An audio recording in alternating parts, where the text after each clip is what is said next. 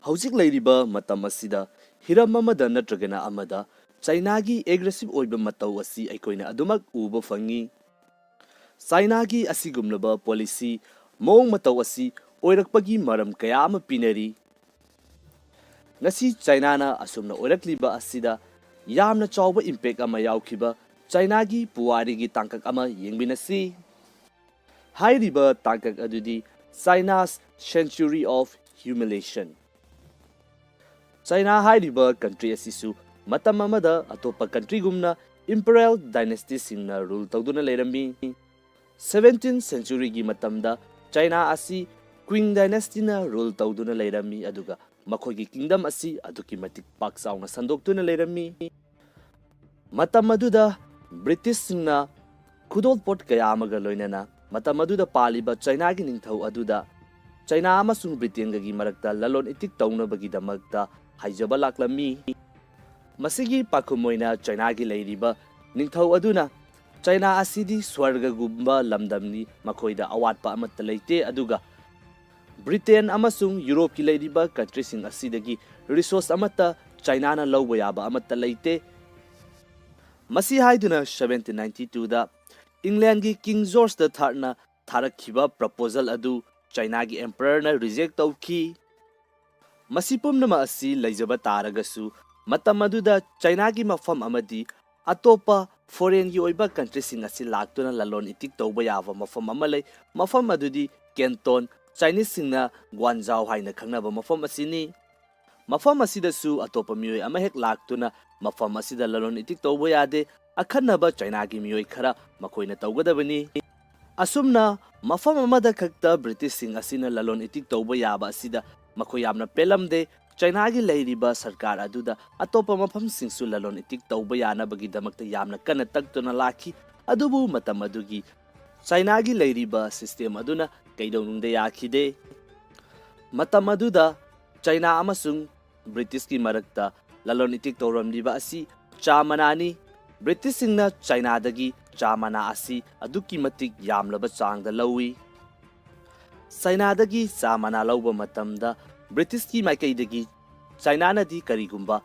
posak amata pamdabanina paisa oina piba mathau tarami aduga matam aduga British singna sijinariba asina sanani aduga China na pamliba asina silver ni maram aduna British sing aduna makoina Spanish Empire dagi silver kaya ama lawduna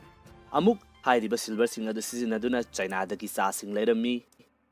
asumna tawba asida British singi finance ta yamna mangjaba ama oirami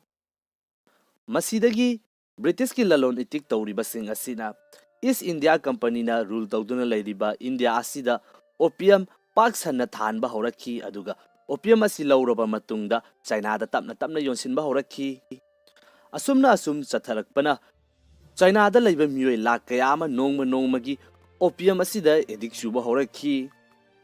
China gi ruler na kayarak hanna opium asi thingnabagi damakta thabak thawam kaya ama lokhatkhi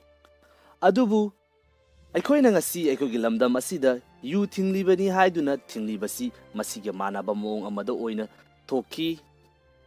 matam aduda leiriba China gi population adugi ayamba sarukti British na thajalakliba opium asigi victim oibana adumak henjilakpana maram oiduna matam adugi leiriba Chinese ruler aduna yamna chawba khongthang ama lokhalakhi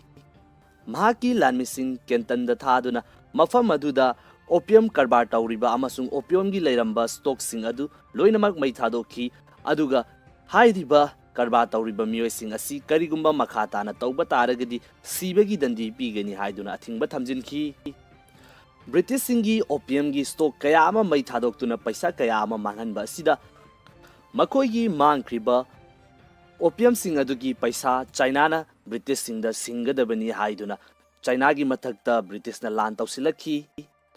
matam aduda malemgi khwaidagi advance oiliba British ki navy sing adu laktuna China ga lanthingnaduna yamna laina China asi British na maithiba piki hairiba lanpham asibuni aikoina the first Opium War of 1839 haina khangnariba asi masigi matungda 1842 da British government amasung China gi leiriba government anidugi marakta Treaty of Nanking sign tauki Treaty asigi matung inna Hong Kong hairiba island asi Chainagi makhutagi Britishna lauki mathangda Canton asi nattaba atopa mafam mari amagasu opium asi trade taunabagi damakta hangdohanki mamangda Chainagi akhanaba miyoi khara khaktana British singa trade tauba yaramba asisu treaty asidagidi loinamak lauthokhi lan asi maithirabanina China na UK da paisa kaya amasu war reparation oina pe tauki matam kharagi matungda 1856 da amuk British singna porakpa opium sing thingi haibagi wahaudagi anisuba Opium War amuk thorakhi lanfam asida British khaktana tana French British ki misangda changduna China ga lanthengnathi lanfam asida British ki lan misingna China gi ningthau konung tamna yausilakhi aduga konung asi mai thadoklamki hairiba asi China gi sahi lising kaya gi history da atopa lanmi ama laktuna makhoi gi ningthau konung tamna asumna changlaktuna mai thaba asi ahan bani mathangda amu Sino-French War 1884 da thorakhi lanfam asida su China France gi makhutta maiti ki masigi matungda matam amada yamna pikpa yamna sonba country ama oina leramba Japan asina fauba China da attack tawduna First Sino-Japanese War asida China bu maithiba piki lanfam asida maithiba khaktanatna hairiba country sing asina China ga unequal oiba treaty kaya amas namdana sign tawhanki masida sunattana paisa kaya amasu lan maithiba gi country sing asina lobiki masigi manungda country kaya amadi China ga lan tawdabida makogi forcing asi puduna laklaga China da ki handuna treaty sing sign tawhanbasu yauribani hairiba unequal oiba treaty kaya asina maram oiduna China gi leiramba mafam kaya ama hairiba country sing asigi control da laiki mapan thangba Manchuria gi jaga sing asijana Russian Empire na control tawrami Germany na Jiaozhou Bay asi control tawi Hong Kong asina Great Britain gi makutta Zhejiang asina France da aduga Macau na Portugal gi makutta trade tawnanabagi damakta pamdana China na pithoklami ngasi ekoina Taiwan haina khangnariba mafam amasung Dalian asisu Japan na capture tawsinki asumna changsilakliba country sing asina China gi leiriba mafam sing asi magi haiduna jaga khaidokna duna makoina sijinaningba maongda sijinaduna leirami foreign relation amasung trade ki leiriba hiram asida China gi ningthogi khuttagi nanthokirami aduga nauna changsilagliba western country sing asina mapung fana dominate tawki sphere of influence mangkiba khaktanatana matam asida China gi physical oiba territory kaya amasu atopa country singna China dagi lausin biki asumna asum makha chatharakpana China asi leiriba country sing asigi makhada noma gi adumak namthaduna leirakhi 1899-1901 swagi matam asida China da rebel ama haurakhi hairiba rebel asi Boxer rebellion haina khangnei China gi khungang kaya amada leiba martial art haiba miyosing kaya ama punsinduna China gi leiriba ningthau asi amuka hana mapangan kan khathanba aduga China da changsilakliba atopa foreign country dagi lakliba power sing asibu China dagi taktokhiba haiba pandam asida yamna kana honarakhi hairiba rebellion asi namthanabagi damakta country ni pana alliance semduna makogi forcing tharakhi hairiba country sing adudi British Empire, Russia, Japan, France, German Empire, United States, Italy, amasung Austria-Hungary ni. Forcing asina punsinaduna Boxer Rebellion asi maipakna namthaki masigi matungda amukasu hanna masigi damakta China dagi hairiba country sing asina silver coin kaya ama lawiki masidagi European country sing asina China da makoina onsinnaduna khanaba asi makogi mangjaba oigeni haiba khanglakpadagi makogi influence asi hantha handuna trade na singba asida oina focus tawba horakhi adubu matam asida Japan di nomo gi powerful oiba aduma hengalaklammi aduga China da dominate tawbasu aduma henjilaklammi 1911 da anobo revolution amagamuk China da lakhi masidani Sun Yat-sen Chiang Kai-shek masigi amuk lakriba sina hairiba si mamangi China amasung Taiwan gi relation gi oiba video da panjakrabani Matam asida China da anauba nationalist government laki government asi lakpadagi matam kayadagi leiramba unequal treaty sing asi ayambadi loisinki mata asida amuk 1927 da civil war thorakki Sanyat Sengi party edu kaithaduna nationalist party amasung communist party haiba yanadaba kanglup ani thoraktuna civil war ama yamna pak sauna China da tawrakki Tanza asida amuk Japan na anisuba oina China da attack tawduna Manchuria ki mafam kayama lawsinki matam asida China da tamthi raba lanfam kayama uba fangki China amasung Japan gi hairiba lanfam asi anisuba lanjau Second World War ga punsinki 1945 ta Japan maithiduna Second World War loikhrabasu China da di civil war loiramde 1945 ta Chiang Kai-shek na China gi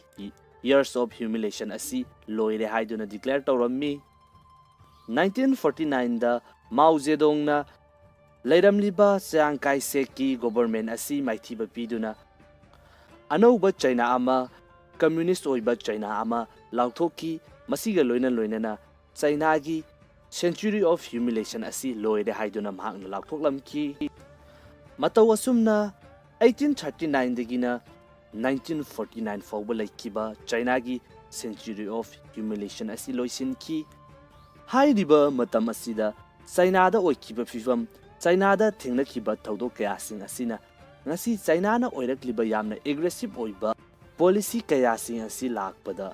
hairiba thawdoksing asigasu yamna chawba mari leinari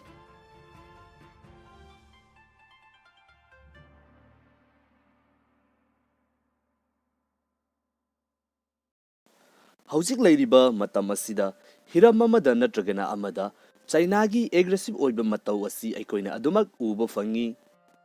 China gi asigumlaba policy mong mataw asi oirakpagi maram kaya ama pinari ngasi China na asumna oirakliba asida yamna chawba impact ama yaukhiba China gi puwari gi tangkak ama yengbinasi hairiba tangkak adudi China's century of humiliation China hairiba country asisu matam amada atopa country gumna imperial dynasty singna rule tawduna leirami 17th century gi matamda China asi Qing Dynasty na rule tawduna leirami aduga makhogi kingdom asi aduki matik pak sauna sandoktuna leirami matam aduda British singna khudol pot kaya amaga loinana matam aduda paliba China gi ningthau aduda China amasung Britain gi marakta lalon itik tawnabagi damakta haijaba laklami masigi pakhumoina China gi leiriba ningthau aduna China asidi swarga gumba lamdamni makhoida awatpa amatta leite aduga Britain amasung Europe ki leiriba country sing asidagi resource amatta China na lawba yaba amatta leite masi haiduna 1792 da England gi King George III na tharakhiba proposal adu China gi emperor na reject tawki masipumnama asi leijaba taragasu matam aduda China gi mafam amadi atopa foreign gi oiba country sing asi laktuna lalon itik tawba yaba mafam amalai mafam adudi Canton Chinese singna Guangzhou haina khangnaba mafam asini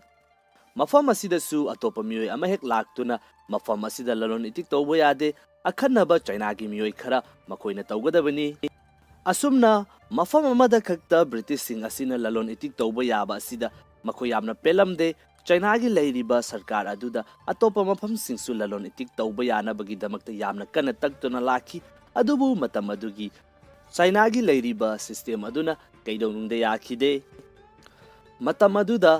China amasung British ki marakta lalon itik tawramliba asi chamanani British singna China dagi chamana asi aduki matik yamlaba changda lawi China dagi chamana lawba matamda British ki maikaidagi China na di karigumba posak amata pamdabanina paisa oina piba mathau tarami aduga matam aduga British singna sijinariba asina sanani aduga China na pamliba asina silver ni maram aduna British sing aduna makhoina Spanish Empire dagi silver kaya ama lawduna amuk hairiba silver sing adu sijinaduna China dagi sa sing leirami asumna tawba asida British singi finance da yamna mangjaba ama oirami masidagi British ki lalon itik tawriba sing asina East India Company na rule tawduna layriba India asida opium pak sanna thanba horakhi aduga opium asi lawraba matungda China da tapna yonsinba horakhi asumna asum chatharakpana China da laiba miyoi lak kaya ama nongmagi opium asida edik shuba horakhi China gi ruler na kayarak hanna opium asi thingnabagi damakta thabak thawam kaya ama lokhatkhi adubu ꯑꯩꯈꯣꯏꯅ ꯉꯁꯤ ꯑꯩꯈꯣꯏꯒꯤ ꯂꯝꯗꯝ ꯑꯁꯤꯗ U ꯊꯤꯡꯂꯤꯕꯅꯤ ꯍꯥꯏꯗꯨꯅ ꯊꯤꯡꯂꯤꯕꯁꯤ ꯃꯁꯤꯒ ꯃꯥꯟꯅꯕ ꯃꯑꯣꯡ ꯑꯃꯗ ꯑꯣꯏꯅ ꯊꯣꯛꯈꯤ ꯃꯇꯝ ꯑꯗꯨꯗ ꯂꯩꯔꯤꯕ ꯆꯥꯏꯅꯥꯒꯤ ꯄꯣꯄꯨꯂꯦꯁꯟ ꯑꯗꯨꯒꯤ ꯑꯌꯥꯝꯕ ꯁꯔꯨꯛꯇꯤ ꯕ꯭ꯔꯤꯇꯤꯁꯅ ꯊꯥꯖꯤꯜꯂꯛꯂꯤꯕ ꯑꯣꯄꯤꯌꯝ ꯑꯁꯤꯒꯤ ꯚꯤꯛꯇꯤꯝ ꯑꯣꯏꯕꯅ ꯑꯗꯨꯃꯛ ꯍꯦꯟꯖꯤꯜꯂꯛꯄꯅ ꯃꯔꯝ ꯑꯣꯏꯗꯨꯅ ꯃꯇꯝ ꯑꯗꯨꯒꯤ ꯂꯩꯔꯤꯕ ꯆꯥꯏꯅꯤꯁ ꯔꯨꯂꯔ ꯑꯗꯨꯅ ꯌꯥꯝꯅ ꯆꯥꯎꯕ ꯈꯣꯡꯊꯥꯡ ꯑꯃ ꯂꯧꯈꯠꯂꯛꯈꯤ ꯃꯍꯥꯛꯀꯤ ꯂꯥꯟꯃꯤꯁꯤꯡ ꯀꯦꯟꯇꯟꯗ ꯊꯥꯗꯨꯅ ꯃꯐꯝ ꯑꯗꯨꯗ opium karbar tawriba amasung opium gi leiramba stock sing adu loinamak mai thadokhi aduga hairiba karbar tawriba miyoi sing asi karigumba makhata na tawba taragadi sibagi dandi pigani haiduna athingba thamjinki British singi opium gi stock kaya ama mai thadoktuna paisa kaya ama manghanba asida makoi gi mangkhriba opium sing adu gi paisa China na British singda singadabani haiduna China gi mathakta British na lan tawsilakhi matam aduda malemgi khwaidagi advance oiriba British ki navy sing adu laktuna China ga lanthingnaduna yamna laina China asi British na maithiba piki hairiba lanpham asibuni aikoina the first opium war of 1839 haina khangnariba asi masigi matungda 1842 da British government amasung China gi leiriba government anidugi marakta Treaty of Nanking sign tawki Treaty asigi matung inna Hong Kong hairiba island asi China gi makuttagi British na lawki mathangda Canton asi nattaba atopa mafam mari amagasu opium asi trade tawnabagi damakta hangdo hanki mamangda China gi akhanaba miyoi khara khaktana British singa trade tawba yaramba asisu treaty asidagi di loinamak lawthokhi lan asi maithirabanina China na UK da paisa kaya amasu war reparation oina pay tawki matam kharagi matungda 1856 da amuk British singna porakpa opium sing thingi haibagi wahaudagi anisuba opium war amuk thorakhi lanfam asida British khaktanatana French British ki misangda changduna China ga lanthengnathi lanfam asida British ki lanmisingna China gi ningthau konung tamna yausilakhi aduga konung asi mai thadoklamki hairiba asi China gi sahi lising kaya gi history da atopa lanmi ama laktuna makhoi gi ningthau konung tamna asumna changlaktuna mai thaba asi ahan bani mathangda mu Sino-French War 1884 da thorakhi lanfam asi da su China France gi makuta maiti ki masigi matungda matam amada yamna pikpa yamna sonba country ama oina leiramba Japan asina fauba China da attack tawduna First Sino-Japanese War asida China bu maithiba piki lanfam asida maithiba khaktanatna hairiba country sing asina China ga unequal oiba treaty kaya amas namdana sign tawhanki masida sunattana paisa kaya amasu lan maithiba gi country sing asina lobiki masigi manungda country kaya amadi China ga lan tawdabida makogi forcing asi puduna laklaga China da kihanduna treaty sing sign tawhanbasu yauribani hairiba unequal oiba treaty kaya asina maram oiduna China gi leiramba mafam kaya ama hairiba country sing asigi control da laiki mapan thangba Manchuria gi jaga sing asijana Russian Empire na control tawrami Germany na Jiaozhou Bay asi control tawi Hong Kong asina Great Britain gi makutta Zhejiang asina France ta aduga Macau na Portugal gi makutta trade tawnanabagi damakta pamdana China na pithoklami ngasi ekoina Taiwan haina khangnariba mafam amasung Dalian asisu Japan na capture tawsinki asumna changsilakliba country sing asina China gi leiriba mafam sing asi magi haiduna jaga khaidoknaduna makoina sijinaningba maongda sijinaduna leirami foreign relation amasung trade ki leiriba hiram asida China gi ningthogi khuttagi nanthokirami aduga nauna changsilagliba western countries sing asina mapung fana dominate tawki sphere of influence mangkiba khaktanatana matam asida Chinaगी physical oiba territory kaya amasu atopa country singna China dagi lausin biki. Asumna asum makha chatharakpana China asi lairiba country sing asigi makhada noma gi adumak namthaduna lairakhi. 1899-1901 swagi matam asida China da rebel ama haurakhi. Hairiba rebel asi Boxer rebellion haina khangnai. China gi khungang kaya amada laiba martial art haiba miyosing kaya ama punsinduna China gi lairiba ningthau asi amuka hana mapangan kan khadhanba aduga China da changsilakliba atopa foreign country dagi lakliba power sing asibu China dagi taktokhiba haiba pandam asida yamna kana honarakhi. Hairiba rebellion asi namthanabagi damakta country nipana alliance semduna makogi forcing tharakhi. Hairiba country sing adudi British Empire, Russia, Japan, France, German Empire, United States, Italy, amasung Austria-Hungary ni. Forcing asina punsinaduna Boxer rebellion asi maipakna namthaki. Masigi matungda amukasu hanna masigi damakta China dagi hairiba country sing asina silver coin kaya ama lawiki. Masidagi European country sing asina China da makoina onsinnaduna khanaba asi makogi mangjaba oigeni haiba khanglakpadagi makogi influence asi hantha handuna trade na singba asida oina focus tawba horakhi. Adubu matam asida Japan di nomogi powerful oiba adumak hengalaklammi aduga China da dominate tawbasu adumak henjilaklammi. 1911 da anobu revolution amagamuk China da lakhi. Masidani Sun Yat-sen, Chiang Kai-shek masigi amuk lakriba sina hairiba si mamangi China amasung Taiwan gi relation gi oiba video da panjakrabani. Matamasida China da anoba nationalist government lakhi. Government asi lakpadagi matam kayadagi leiramba unequal treaty sing asi ayambadi loisinki. Mata asida amuk 1927 da civil war thorakhi. Sun Yat-sen gi party edu kaithaduna Nationalist Party amasung Communist Party haiba yanadaba kanglop ani thoraktuna civil war ama yamna pak chauna China da tawrakhi. Tanja asida amuk Japan na anisuba oina China da attack tawduna Manchuria gi mafam kaya ama lausinki. Matam asida China da tamthiraba lanfam kaya ama ubu fangki. China amasung Japan gi hairiba lanfam asi anisuba lanjau Second World War ga punsinki. 1945 ta Japan maithiduna Second World War loikrabasu China dadi civil war loiramde. 1945 ta Chiang Kai-shek na China gi years of humiliation asi loire haiduna declare tawrammi. 1949 da Mao Zedong na leiramliba Chiang Kai-shek ki government asi maithiba piduna anauba China ama communist oiba China ama lauthoki. Masiga loinana China gi century of humiliation asi loire haiduna mahakna laukthoklamki. Mataw asumna 1839 dagina 1949 fawba laikiba China gi century of humiliation asi loisinki. Hairiba matam asida China da oikiba fifam China da thengnakiba thodok kaya sing asina ngasi China na oirakliba yamna aggressive oiba policy kaya sing asi lakpada hairiba thodosing asigasu yamna chawba mari leinari.